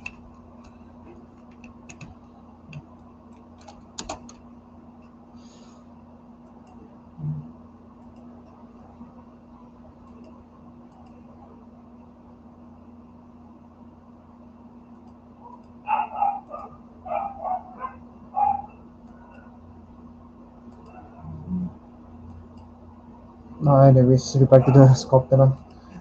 Why aren't you working this time?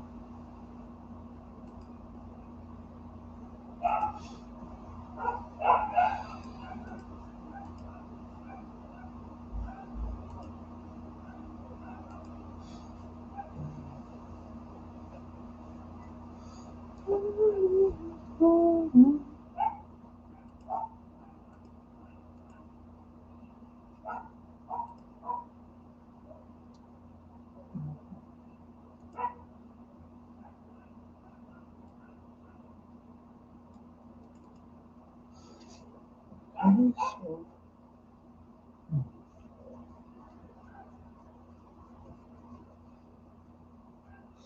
it's not a file to load.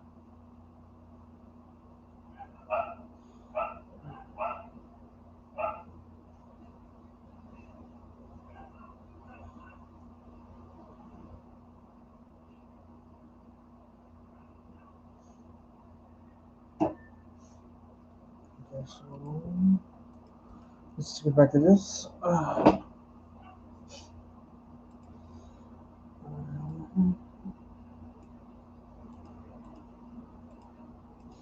Start off everything first. Back to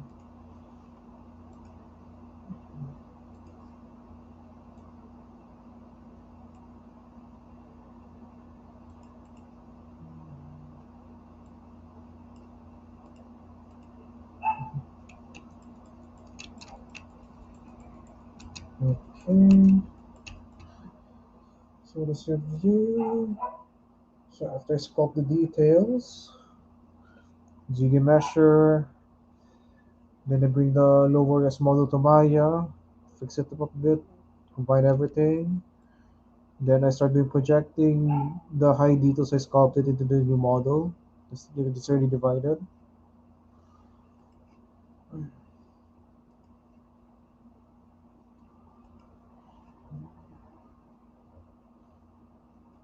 Okay.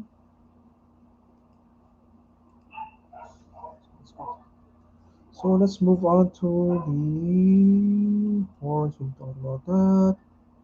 Probably for this one, I'll do the same thing how I did the horns here. Since they look like they're segmented. Same idea how I did the horns here. Let's sculpt this part, this weird white cloth. Moving on to the weird scale thing. Moving on to this area, but first, let's do this white area first. So we'll use this one now. Clothing armor waist. Let's get the.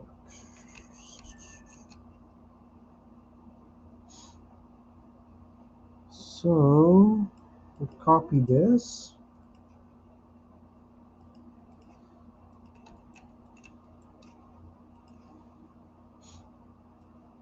and probably use the chest portion as a starting point for the robes thing, but I would delete the higher res, delete the lower. I just need the body portion. I'm gonna remove the head though. Mhm. Yes. Yes.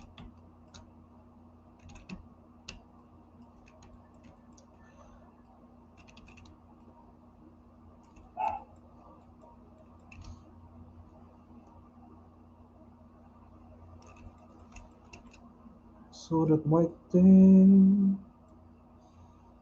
middle of the body. Oops,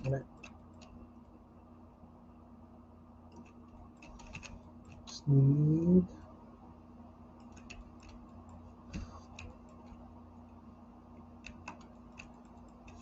there.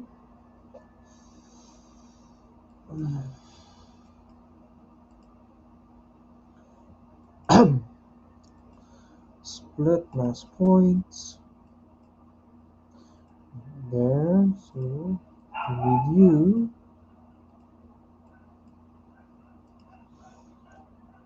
So now I have new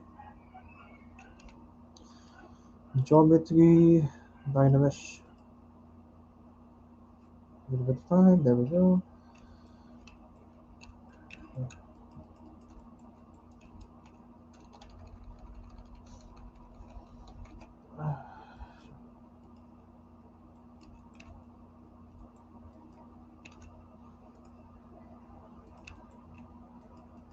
Oops.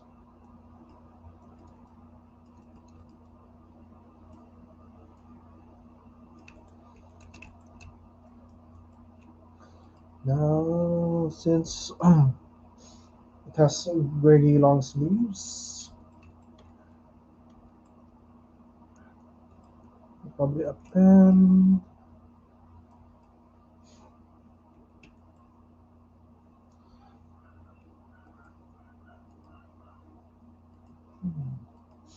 Let's turn off everything first.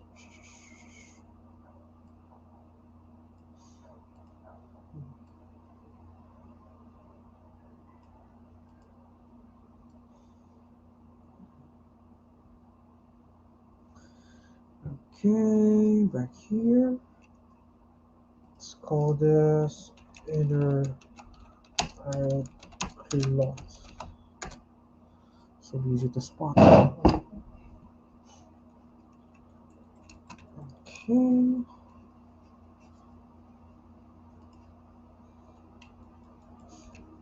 Sleeves 10.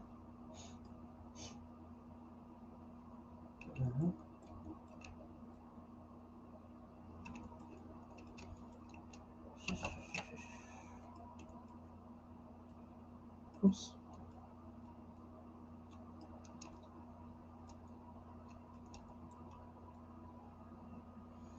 Let's clean this up a bit.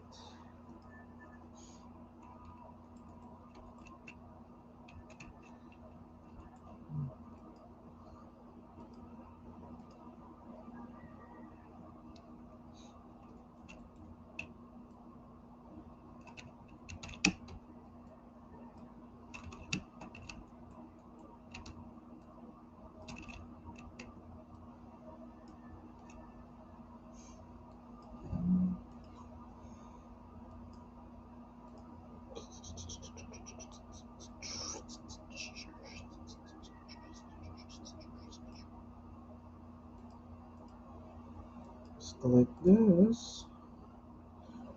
Okay. Dynamesh again, serve holes. Give it a bit of time. Bit of sculpting.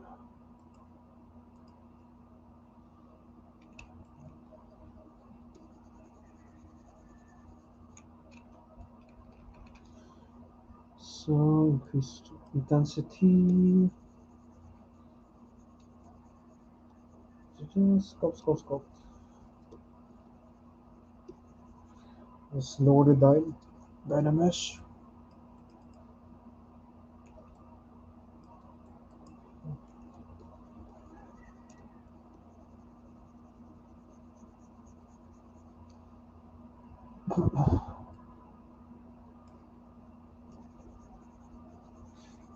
There we go.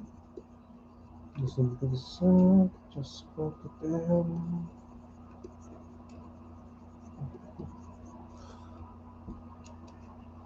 Dynamesh.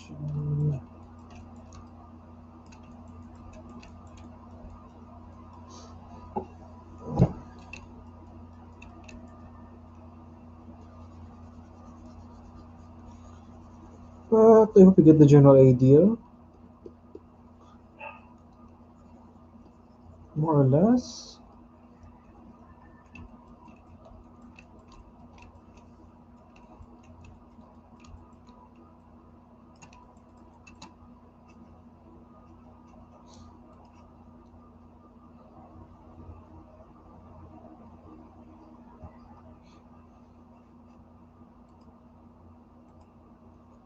Let's add a bit more naman sleeve.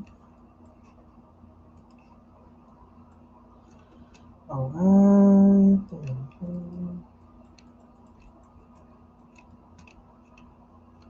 Doesn't look right, so let's fix this.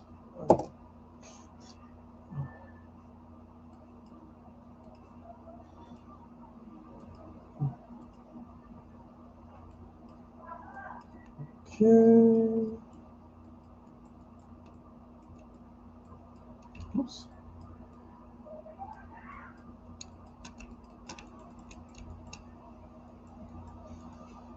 Yeah.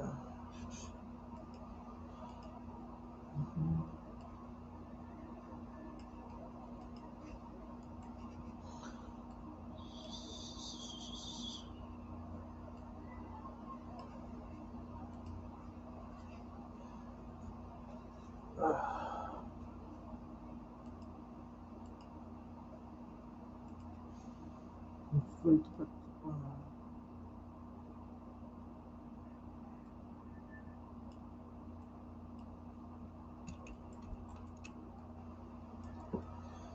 I think we need to extend the sleeve.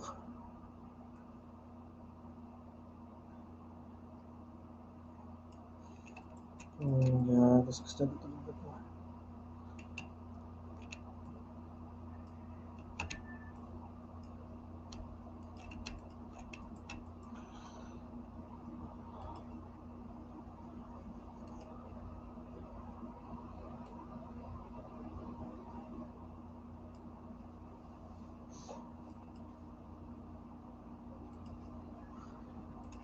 Oh, God.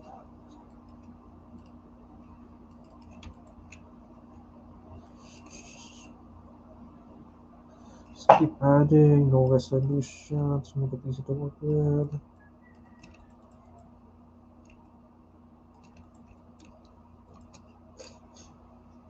Okay, then the scripting. Okay, so to I think I just want to call this correct. There we go.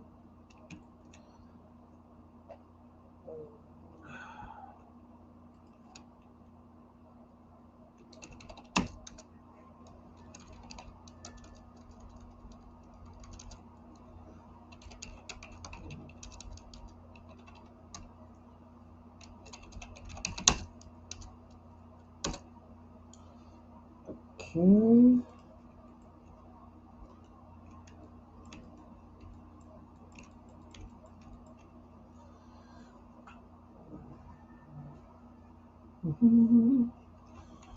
Let's get this pattern here.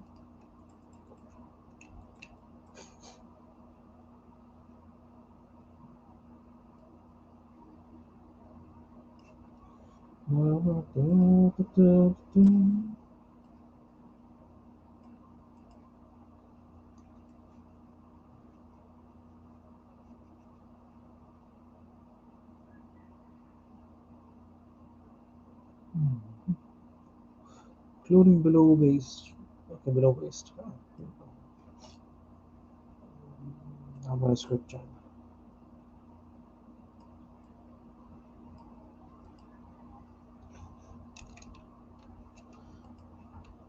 I'm supposed to go.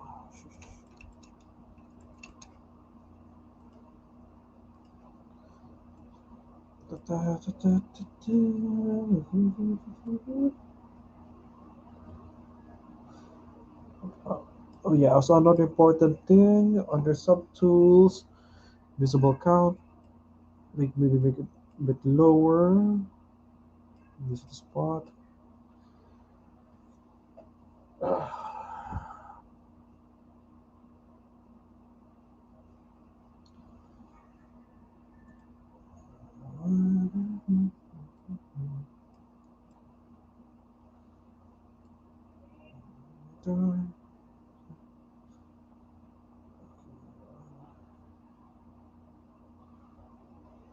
Okay, let's go.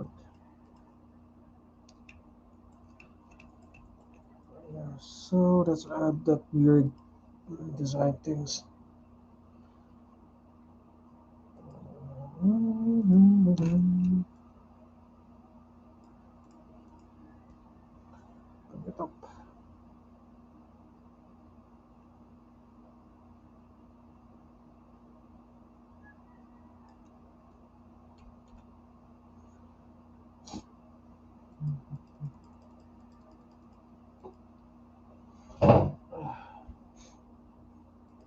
Below waist, below waist, below waist.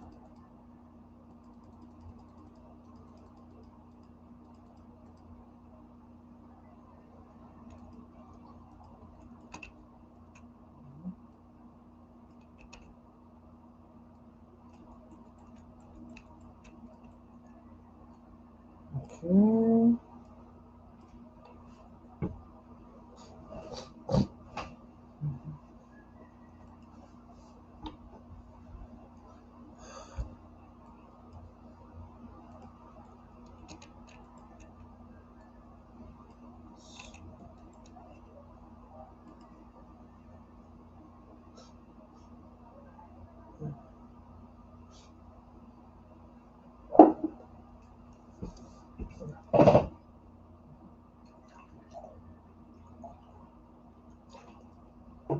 Okay.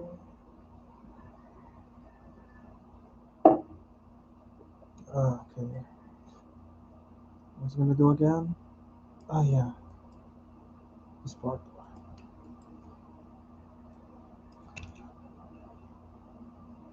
Let's hide this first. Okay, so let's start working on this portion a bit. So what I would do here is first I would make a quick like I don't know shape for this white cloth here. So after made that, I'll make a copy, which is a backup. Geometry,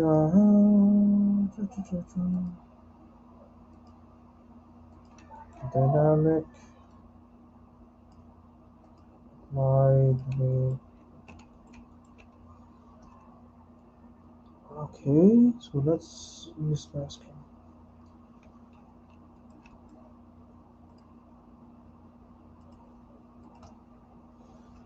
We build up.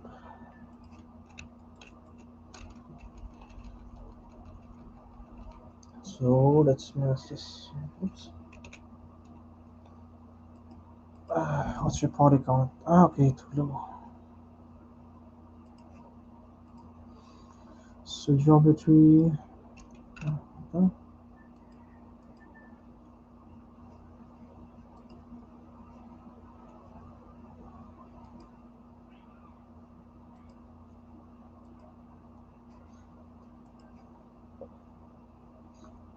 oh god.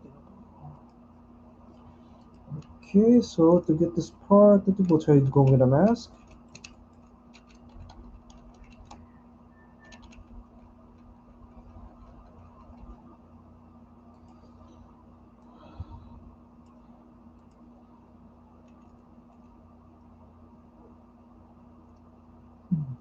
Okay, control mask pen. That's still not enough.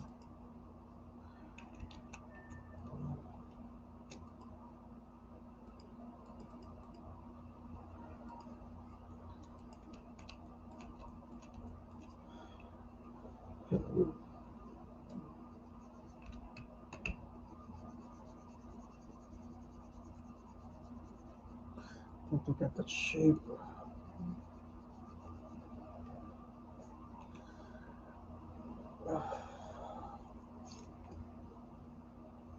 Mhm.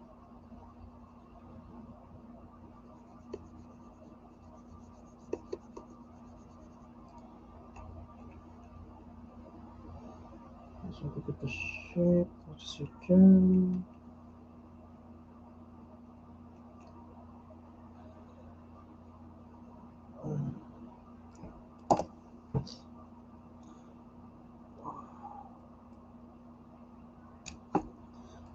Two.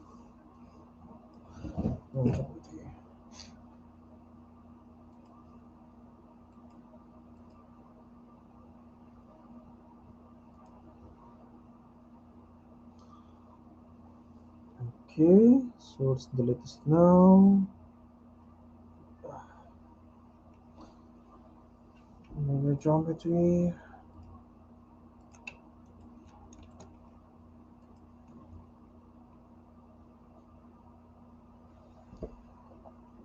Okay.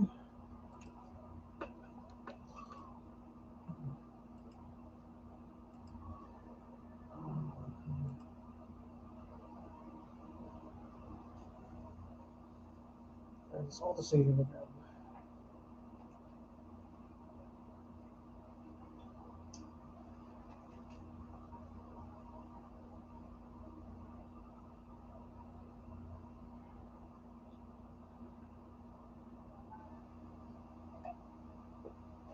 It's auto loading. Maybe not saving. Okay.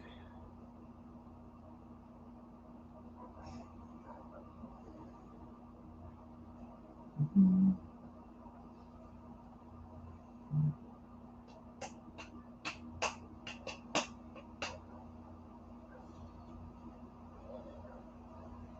Okay, auto saved.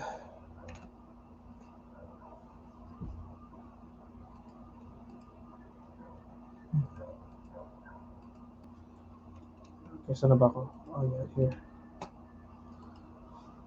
So we're going to do this part. Also, to clean the edges a bit, you go under deformations. It's deformation. You should be slightly here polished by features, which kind of cleans up the edges a bit.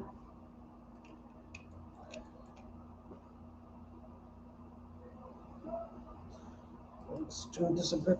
Ah. Oh, shucks.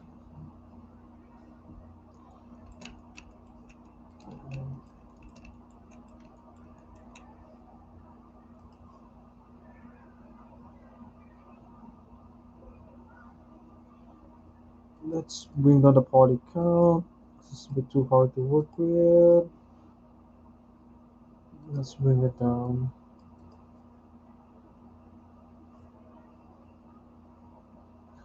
Still too high.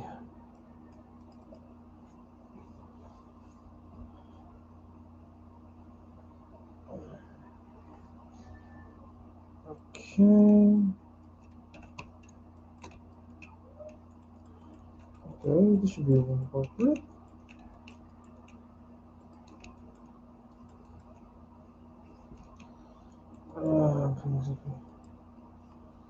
Remodel now. Extrude the polygonal. Okay, yeah.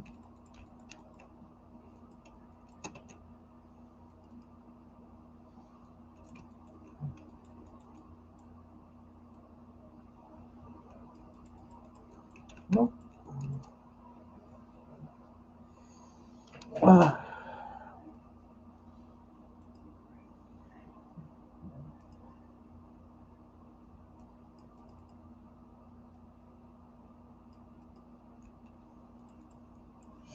Deformation, inflation. There we go, almost better.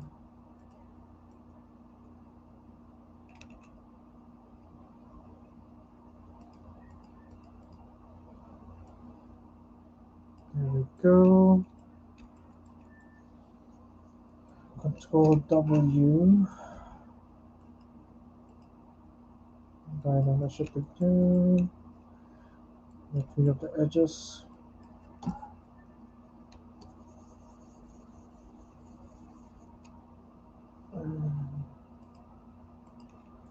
Oops, wrong side pala.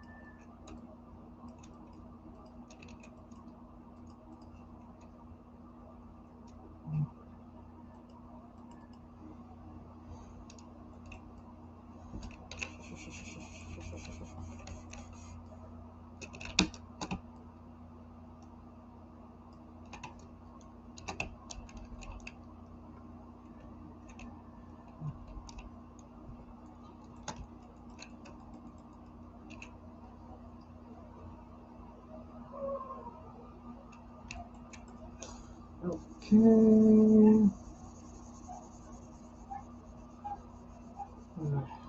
Dynamic shift again.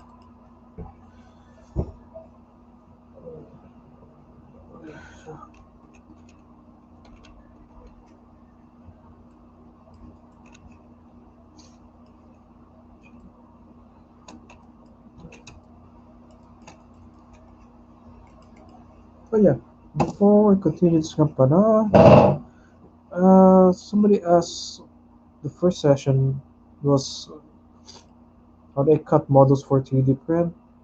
I'll use a market example first. Okay.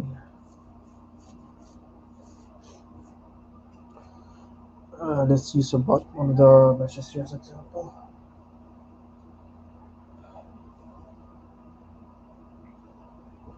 Mhm. Okay, I'll just save it again.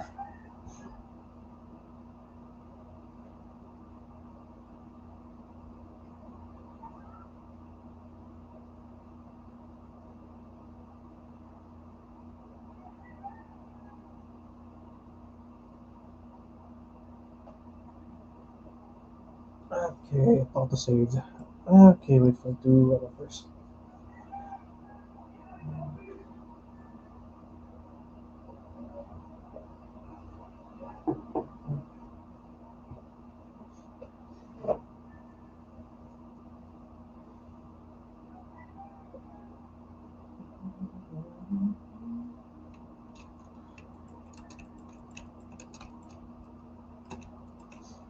There it is.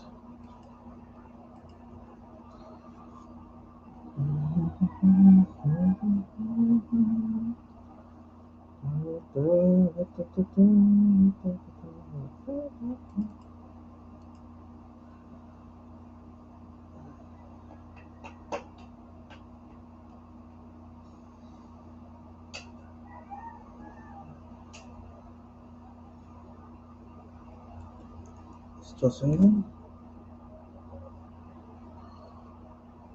Okay.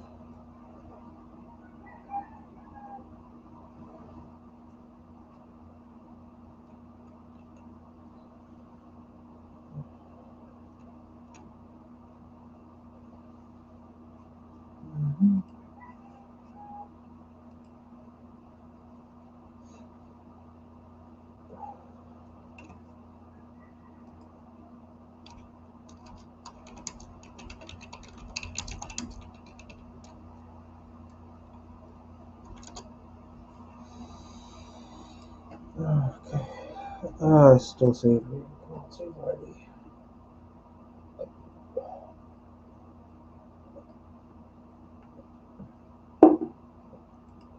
So I remember somebody asked about for 3D print. So let's use this example.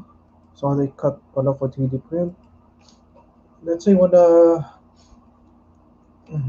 make the upper portion and the lower portion two separate parts. So what I would do is, sorry, I would actually use a bit of minor for here. Example lang ah. Let's say you want upper portion or bottom portion to be two different parts. What I would do is open Maya.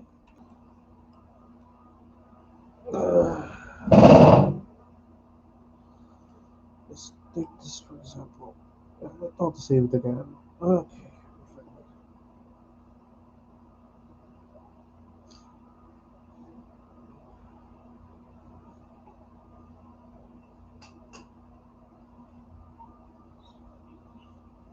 Okay, I think a little bit.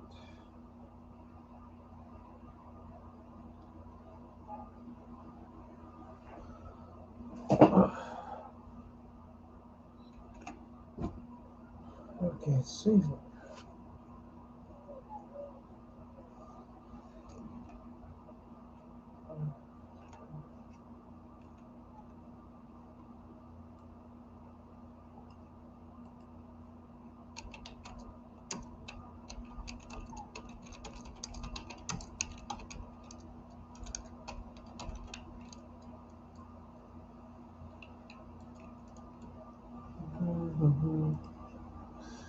Okay, wait for it to received. Okay, then. W. Yeah. Okay, let's make it. We can make subdivided level. Okay. Also, another useful option to bring the poly count of your models. Right now it's at 562. 562. You can also go under decimate, but first you have to process it first. Pre-process. Give it some time.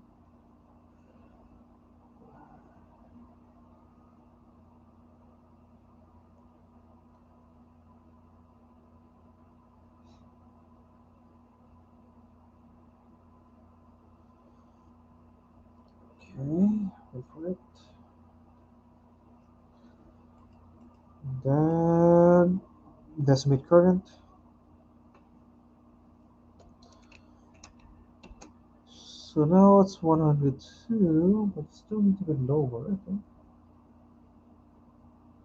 Yeah, you need to get lower, but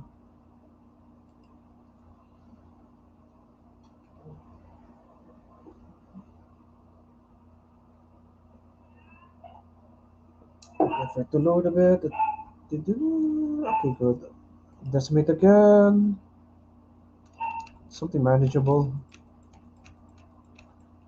I think 22K is good enough now. Does it go lower? I think we can go lower. Decimate current. Yes, export. Right. Export. This is called this cut guide. Okay. It's called cut guide.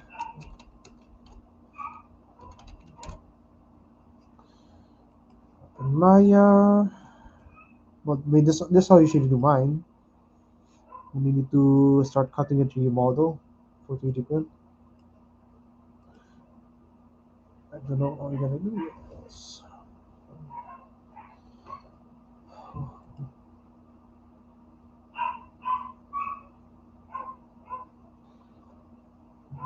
Conventions.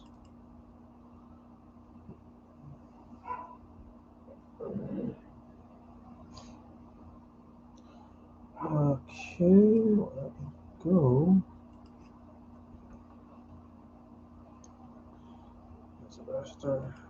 Let's see.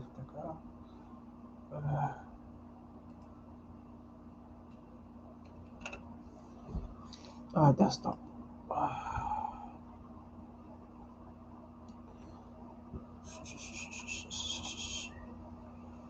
Sort by.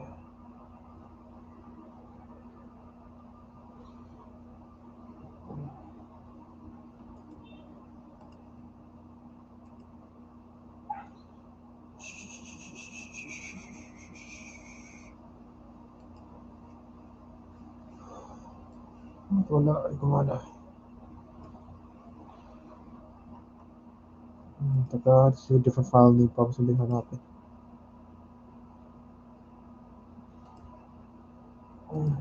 Doesn't know the name. Okay.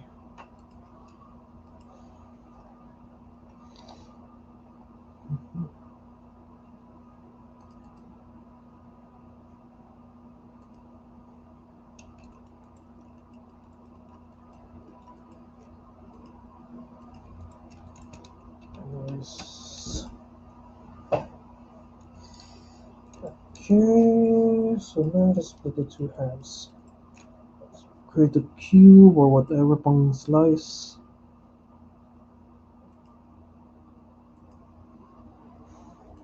Okay.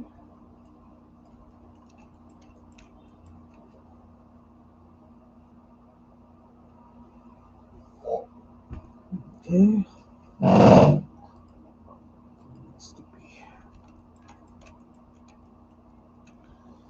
Okay, so let's say you want maybe here, separate from the other half.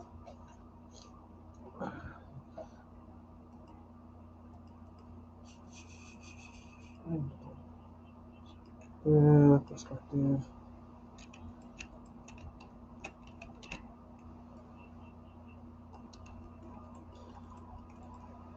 Go to insert.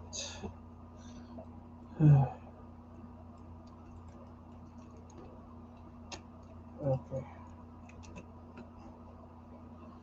Okay, finish the.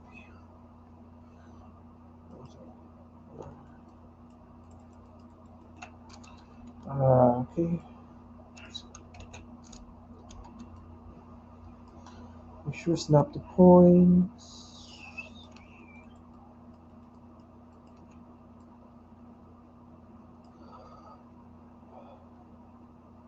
I will connect. Sure.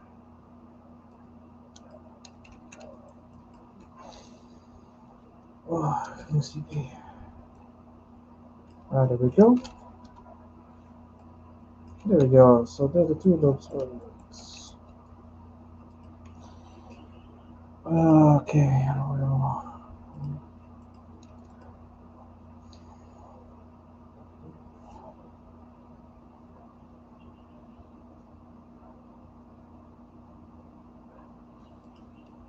The order was scraps.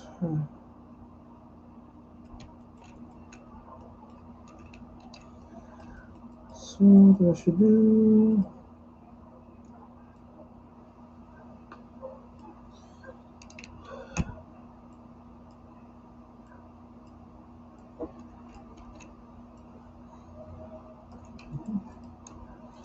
Combine this.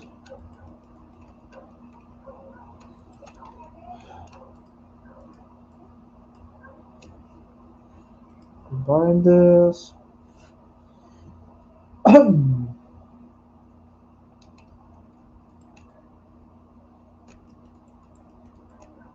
Okay, then set it to light booleans. Finish the.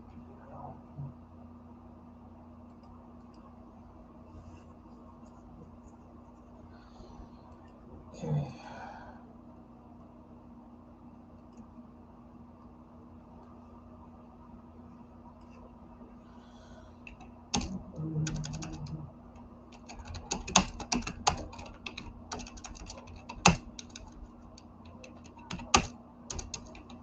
That's one.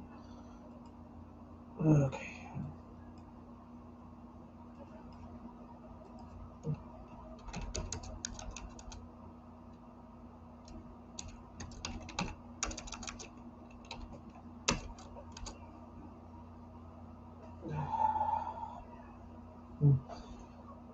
Okay.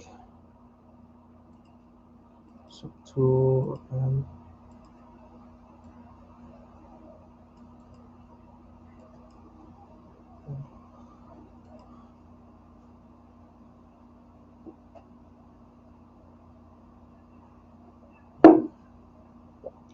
let's import those.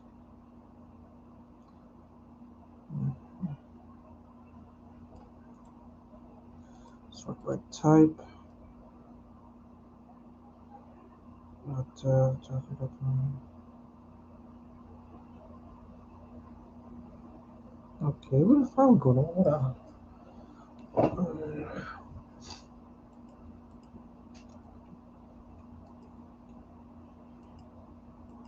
Oi, minha senhora.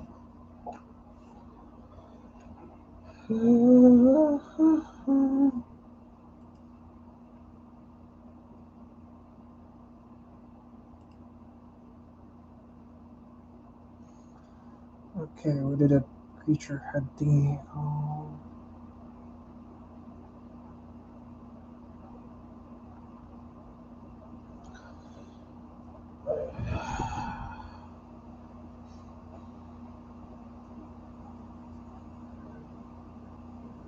Okay, addition to the bucket.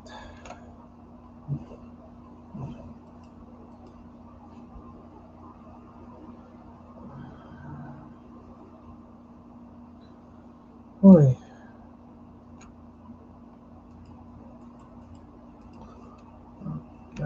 Fuck, nagulo ko.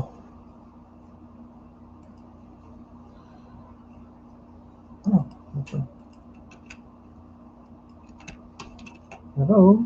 Oi.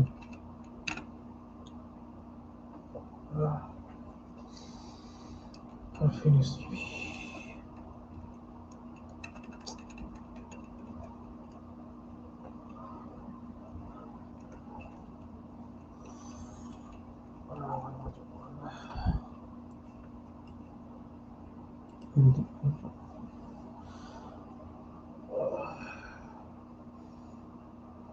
Ito gamitin Maya. Hello. How are you? No, the ZBrush. Ah, tagal ka lang.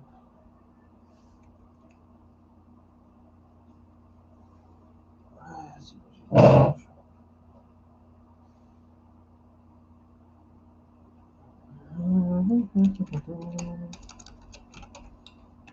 Ay, naku na yan. Speed na pala ano.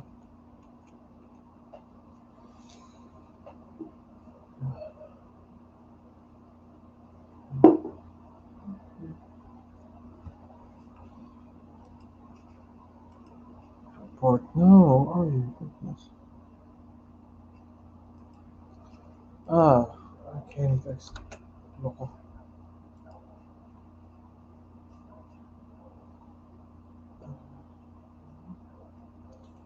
Exit this first.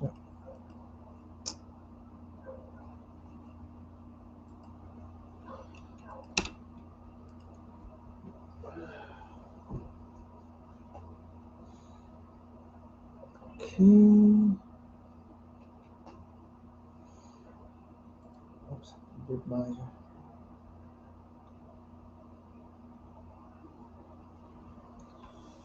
Ay, nako. Kasi loko.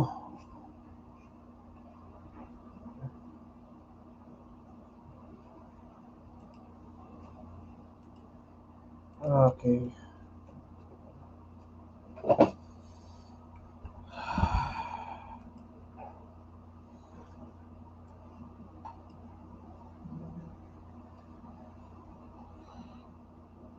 Ah, okay. So let's quit this one. Put this too.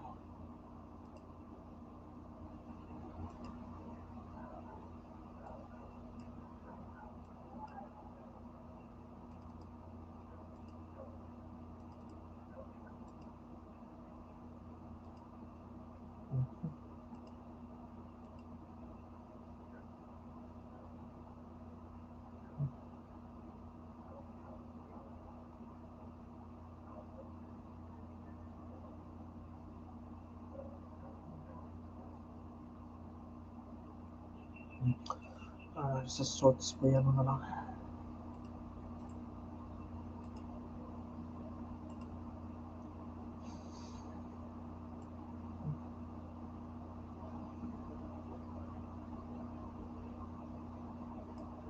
Okay, ayaw mag-load.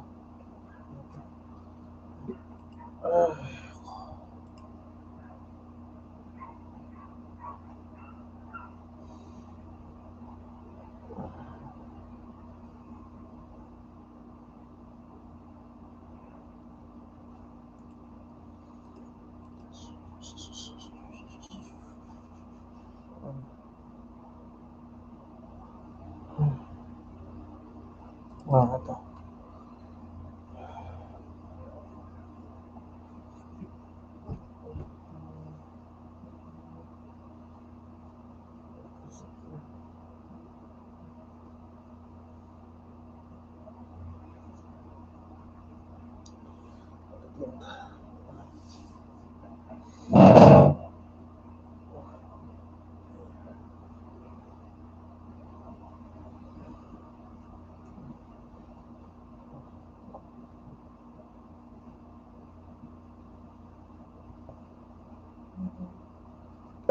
Okay. Okay.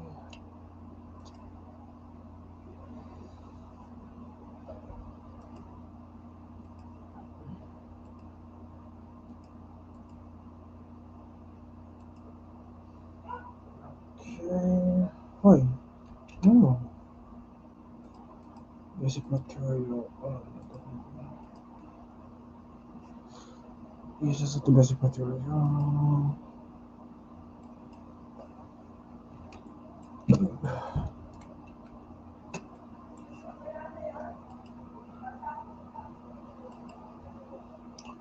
Ay, shit. We're loading the wrong file again.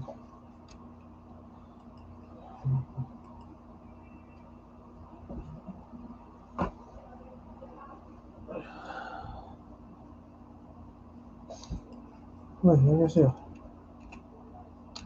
Yeah.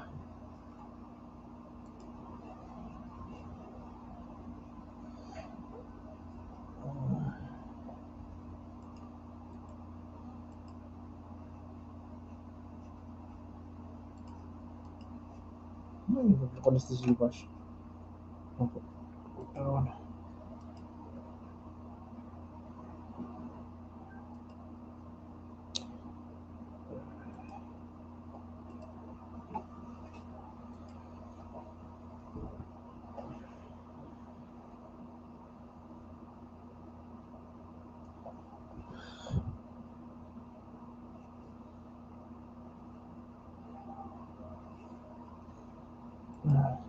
Ay, nako.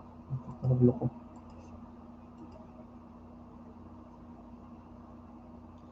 So, let's practice with 3D print.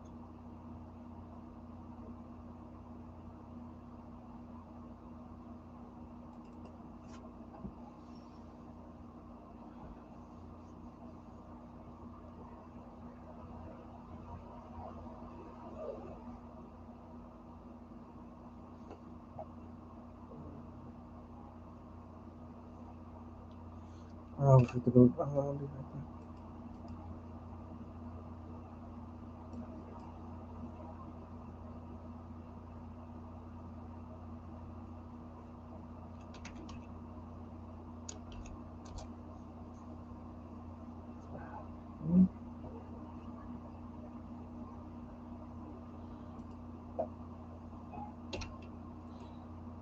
Okay, just a quick.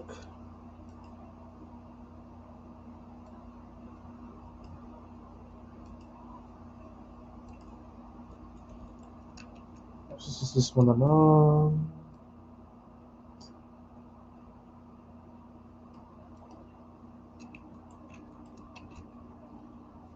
Okay.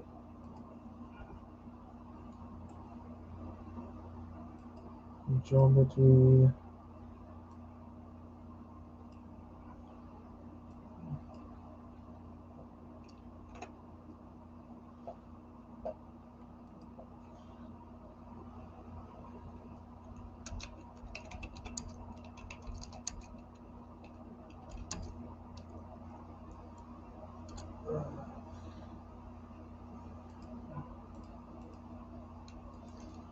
Okay, this is just use this example. Since I think I remember somebody also asked about how do you prep for 3D print. I mean, how do I slice my sorry, my models? So let's example the upper and the lower half. Let's going to be two pieces. Okay, so like earlier,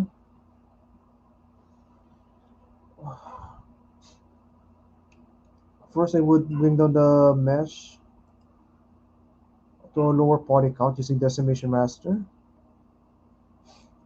Bring down to something manageable.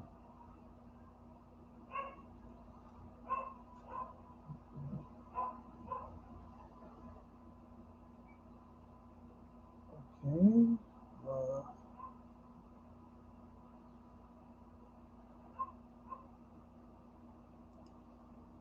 Decimate. Just bring it down. We should try to keep it like less than 10k poly count. If we're gonna load it into Maya 4F. Because anything really high makes it a hard time loading. Okay. Yeah, 4.5 that should do. Export. Let's just call it uh, guide for 3D.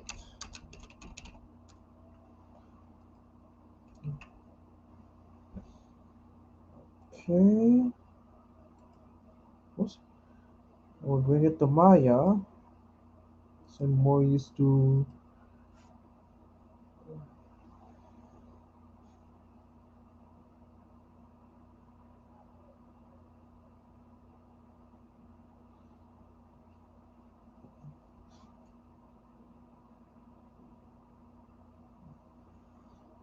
Okay.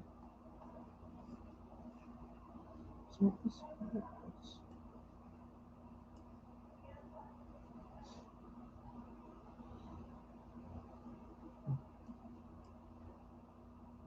just a quickie. Oops.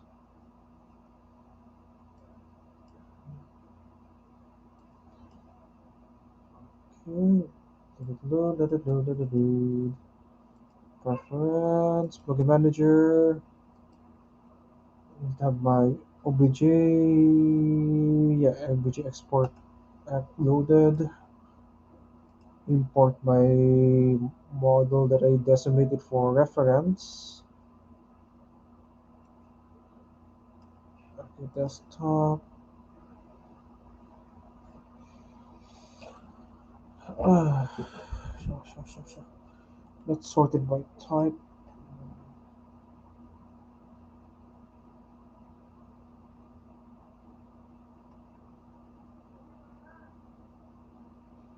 Save it as. I can't remember what it save it as. That's no.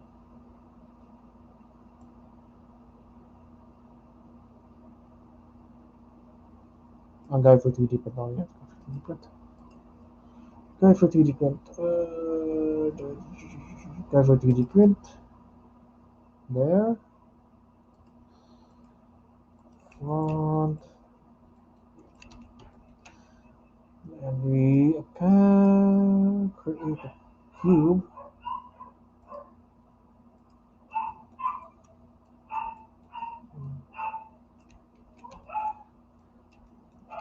So if you're familiar how to use with, if you're familiar how to use Maya, I won't explain the controls now. But basically, I use this is how I usually cut Maya for 3D print. Oops.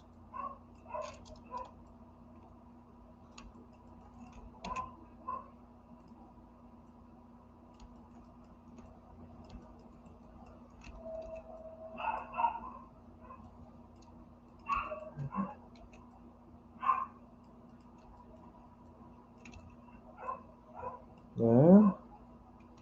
So we use this one to cut out for the lower part. Let's just call this cutout lower. Uh, yeah, this is called this cutout lower box. And this one, cutout upper box.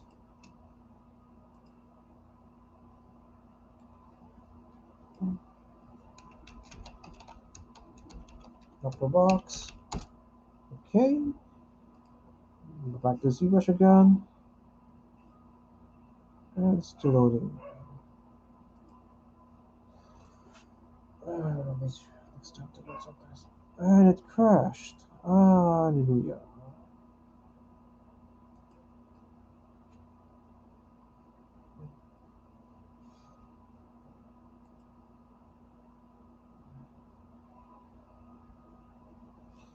Okay, I need to restart the ZBrush. It crashed again. Ah, if that happens. Oh wait, it loaded pala.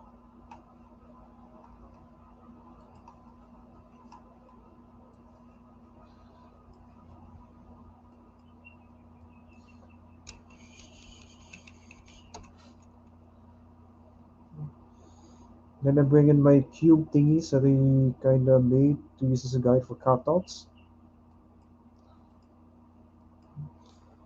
Import this, this really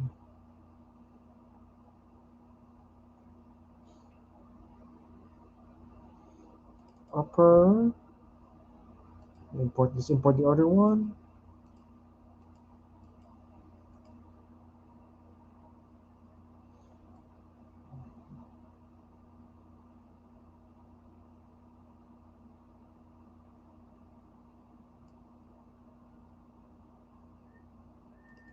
There we go.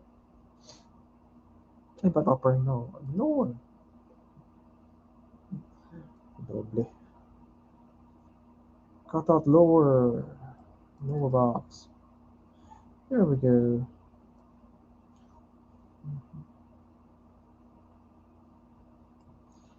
Back to division.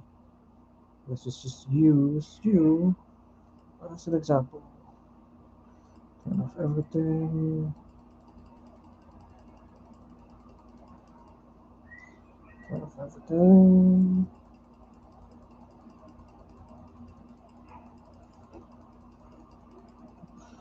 Let's bring this down. Okay, so let's bring this down. Okay, so remember the last time we also talked about booleans? This is also where the booleans will come in handy.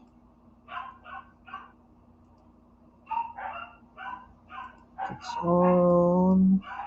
Activate live boolean. Is it on? Okay, it's on. Okay, I'll check the other layers. They're off.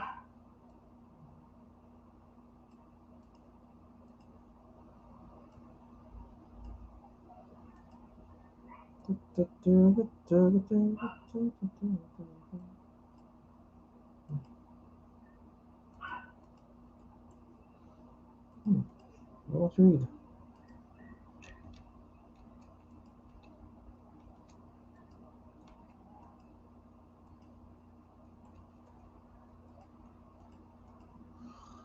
Okay, okay. Why don't you read all of a sudden?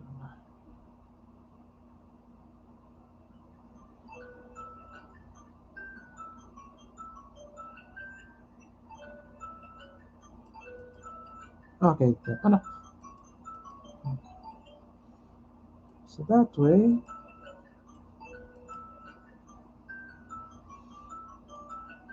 Okay, what on the live boolean work? Oh, yeah, I see. What can you do?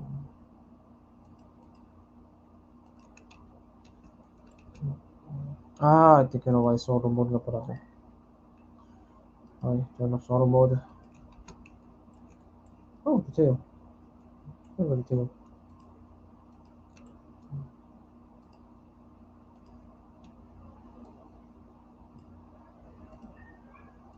So basically there. So after then,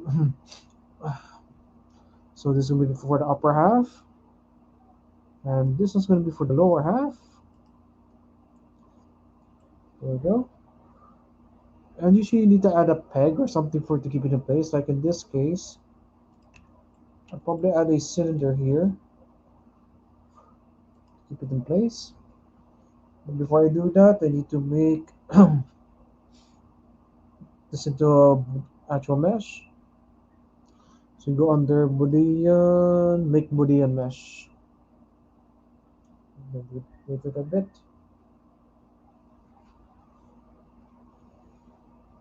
And it should appear here on your tools under new whatever Boolean mesh off. What's this one? Yeah. Let's make the other half, upper half. Same thing, make Boolean mesh. To create a copy. There we go. Oh, wait. So there. So we now have both upper and lower half. Of course, you need to add something like a small pin or pole or something there. So we'll probably add a cylinder. Oops.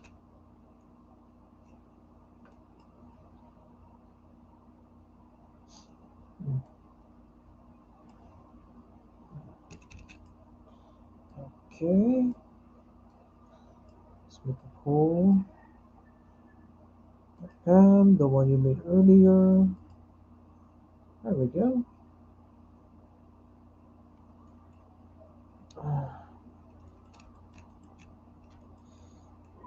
Then obviously you need to add a hole for that to go into. Scale it a bit.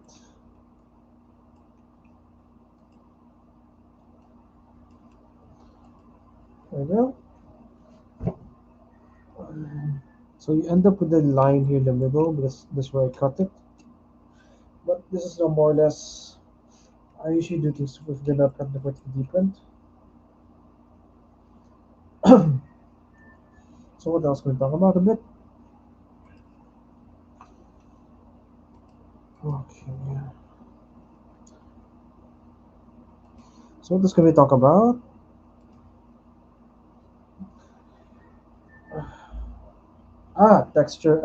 Textures. So let's talk about a bit about alpha brushes.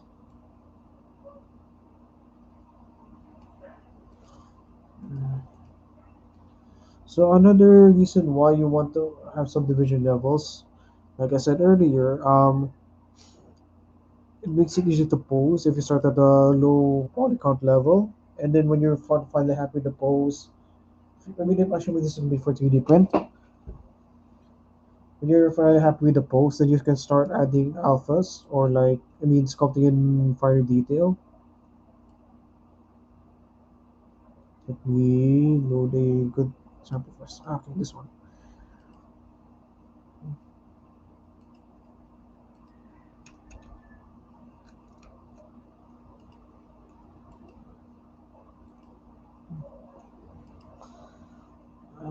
Yeah, I think I need to load the sub 2 first. Let's reset using.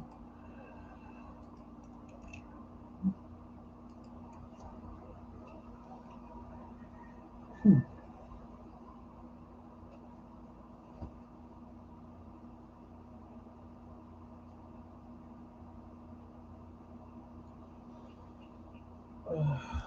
So let's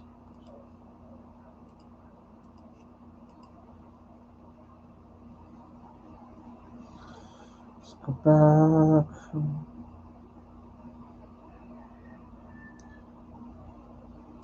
Uh, so,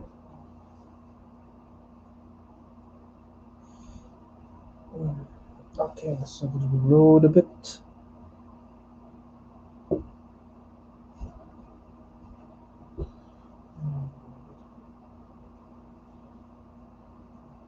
Let it load. Okay. Oops, F. Also press F if you're to center whatever you're selecting. Anyways, uh, let's use the high body.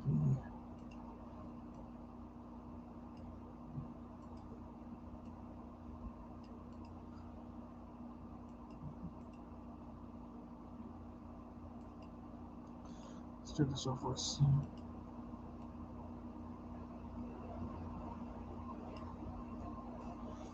Okay.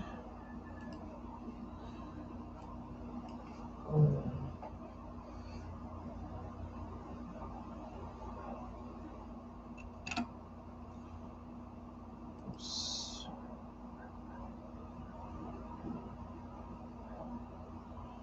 Mm, okay. Yeah. Okay. So let's talk about a bit about the alpha brushes. So I already made some um, alphas last night. So let's load some of them.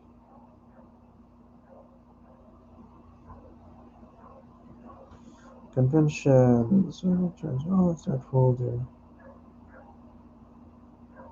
Convention. Okay. Alphas, gosh. Yeah, some mid scale brushes. Let's load new tree.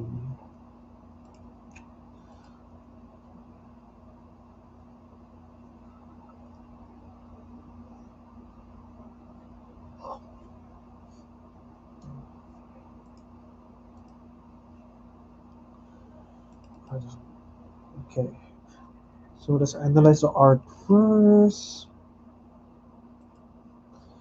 Okay, so if you notice its scales here, it's a bit elevated also. Just similar to how the horns and this weird, I don't know what that is. It's sparring layers and layers of scale. Probably for that, you would want to use alpha brushes at them. So, uh,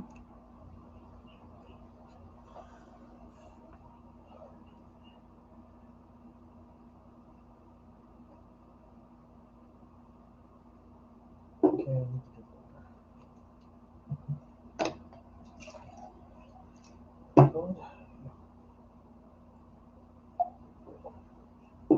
that. So made some alpha brushes to provide my finer detailing. Yep. So,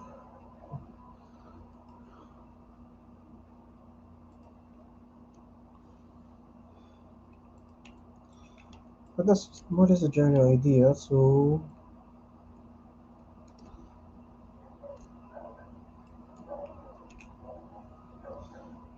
uh,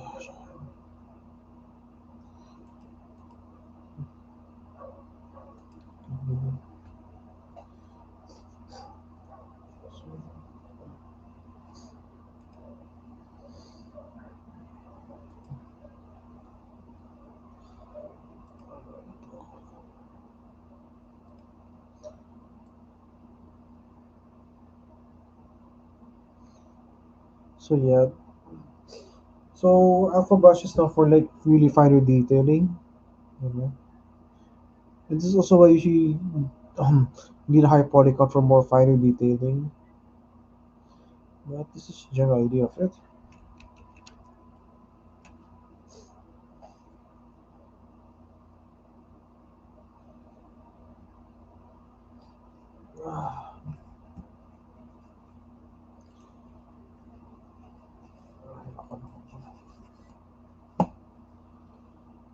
So,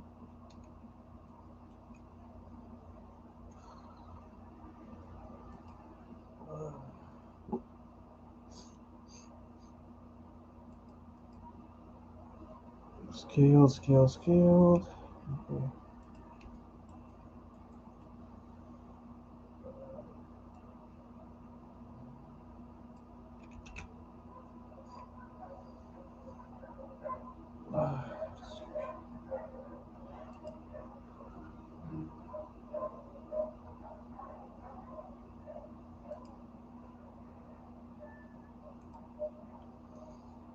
That's pretty much it. Then you just have to just add this finer detailing.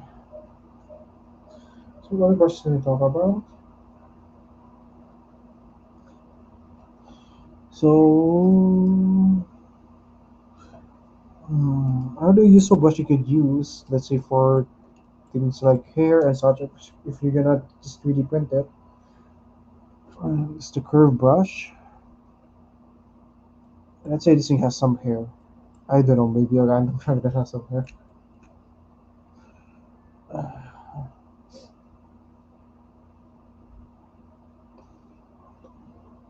Okay, geometry.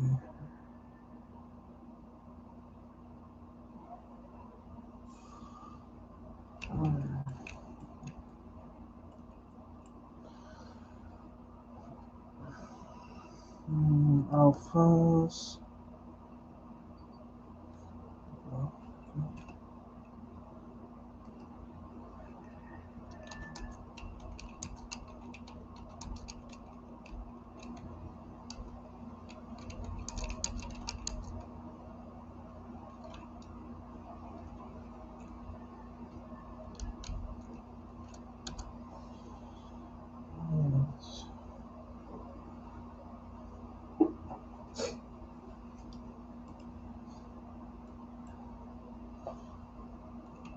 What else can we talk about? Um,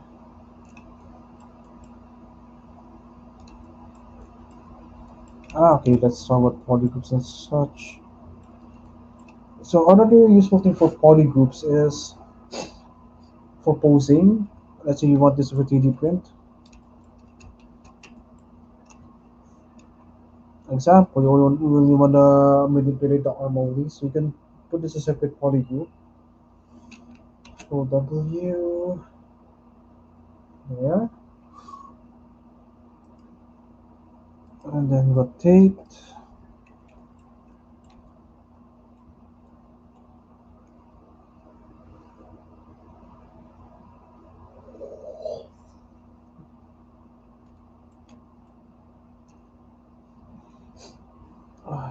Brush, masking, mask by polygroups. That way.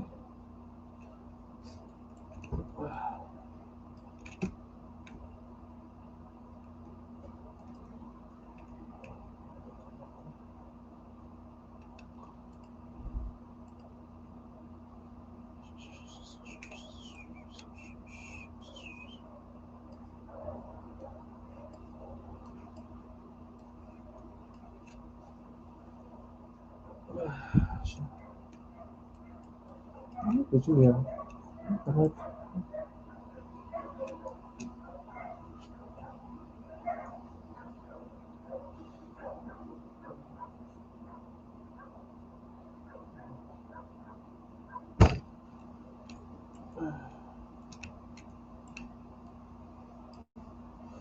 So,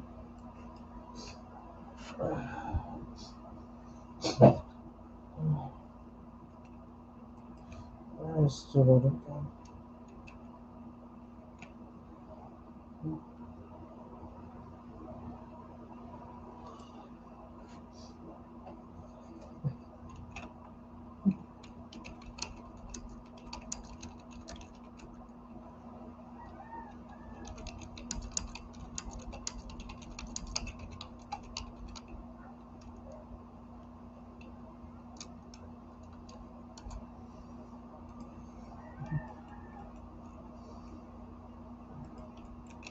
so,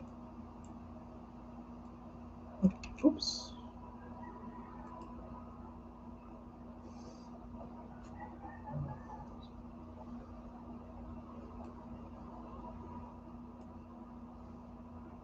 There you go.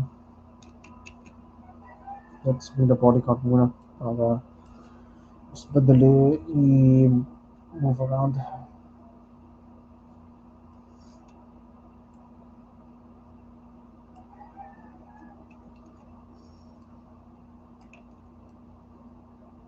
Probably from there, yeah, you can see the mesh is stretching.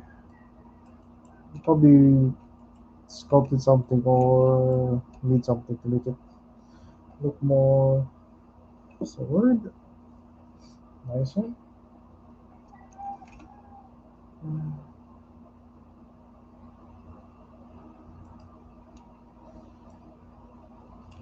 From there, we'll probably clean up the edges a bit. Areas worth stretching.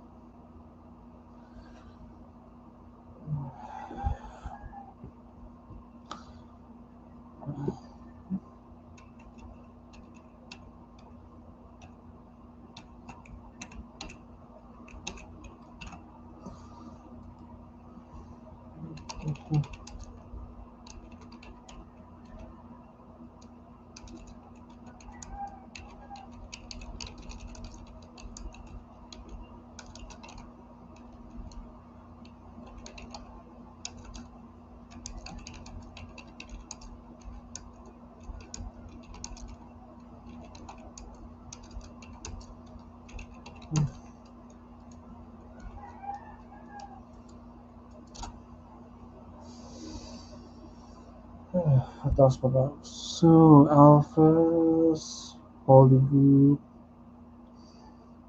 Ah, yeah, curve brush.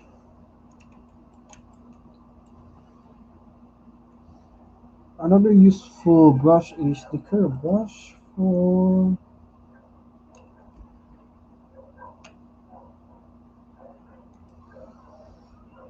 Okay, another useful brush is the curve brush. Let's use curve brush.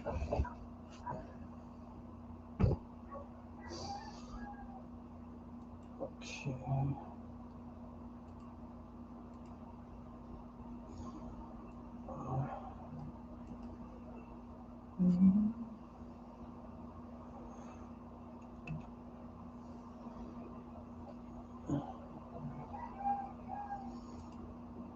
Okay. Insert.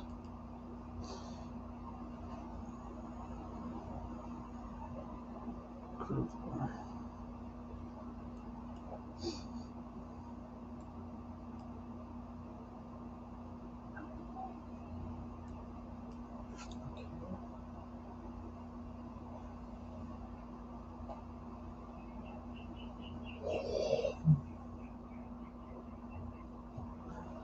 I was gonna do again.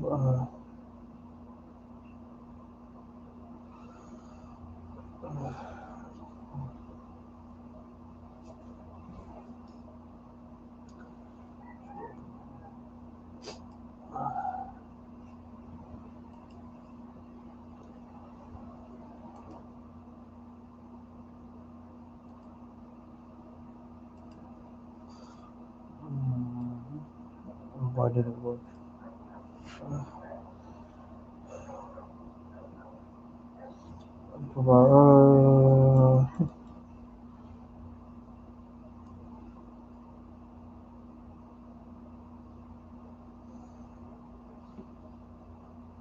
Okay, so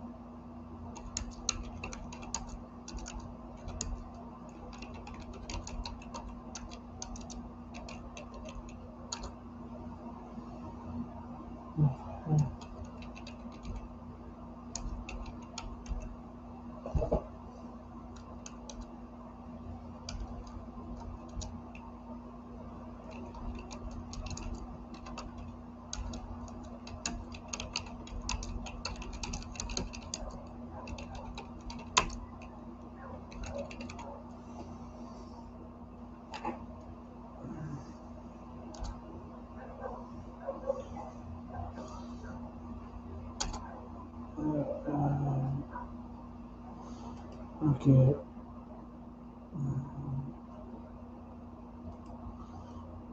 So over projection. So now size. Blah blah blah. Okay. Another quick useful tool. Some noise maker. Let's just select this. Parang ano. Parang.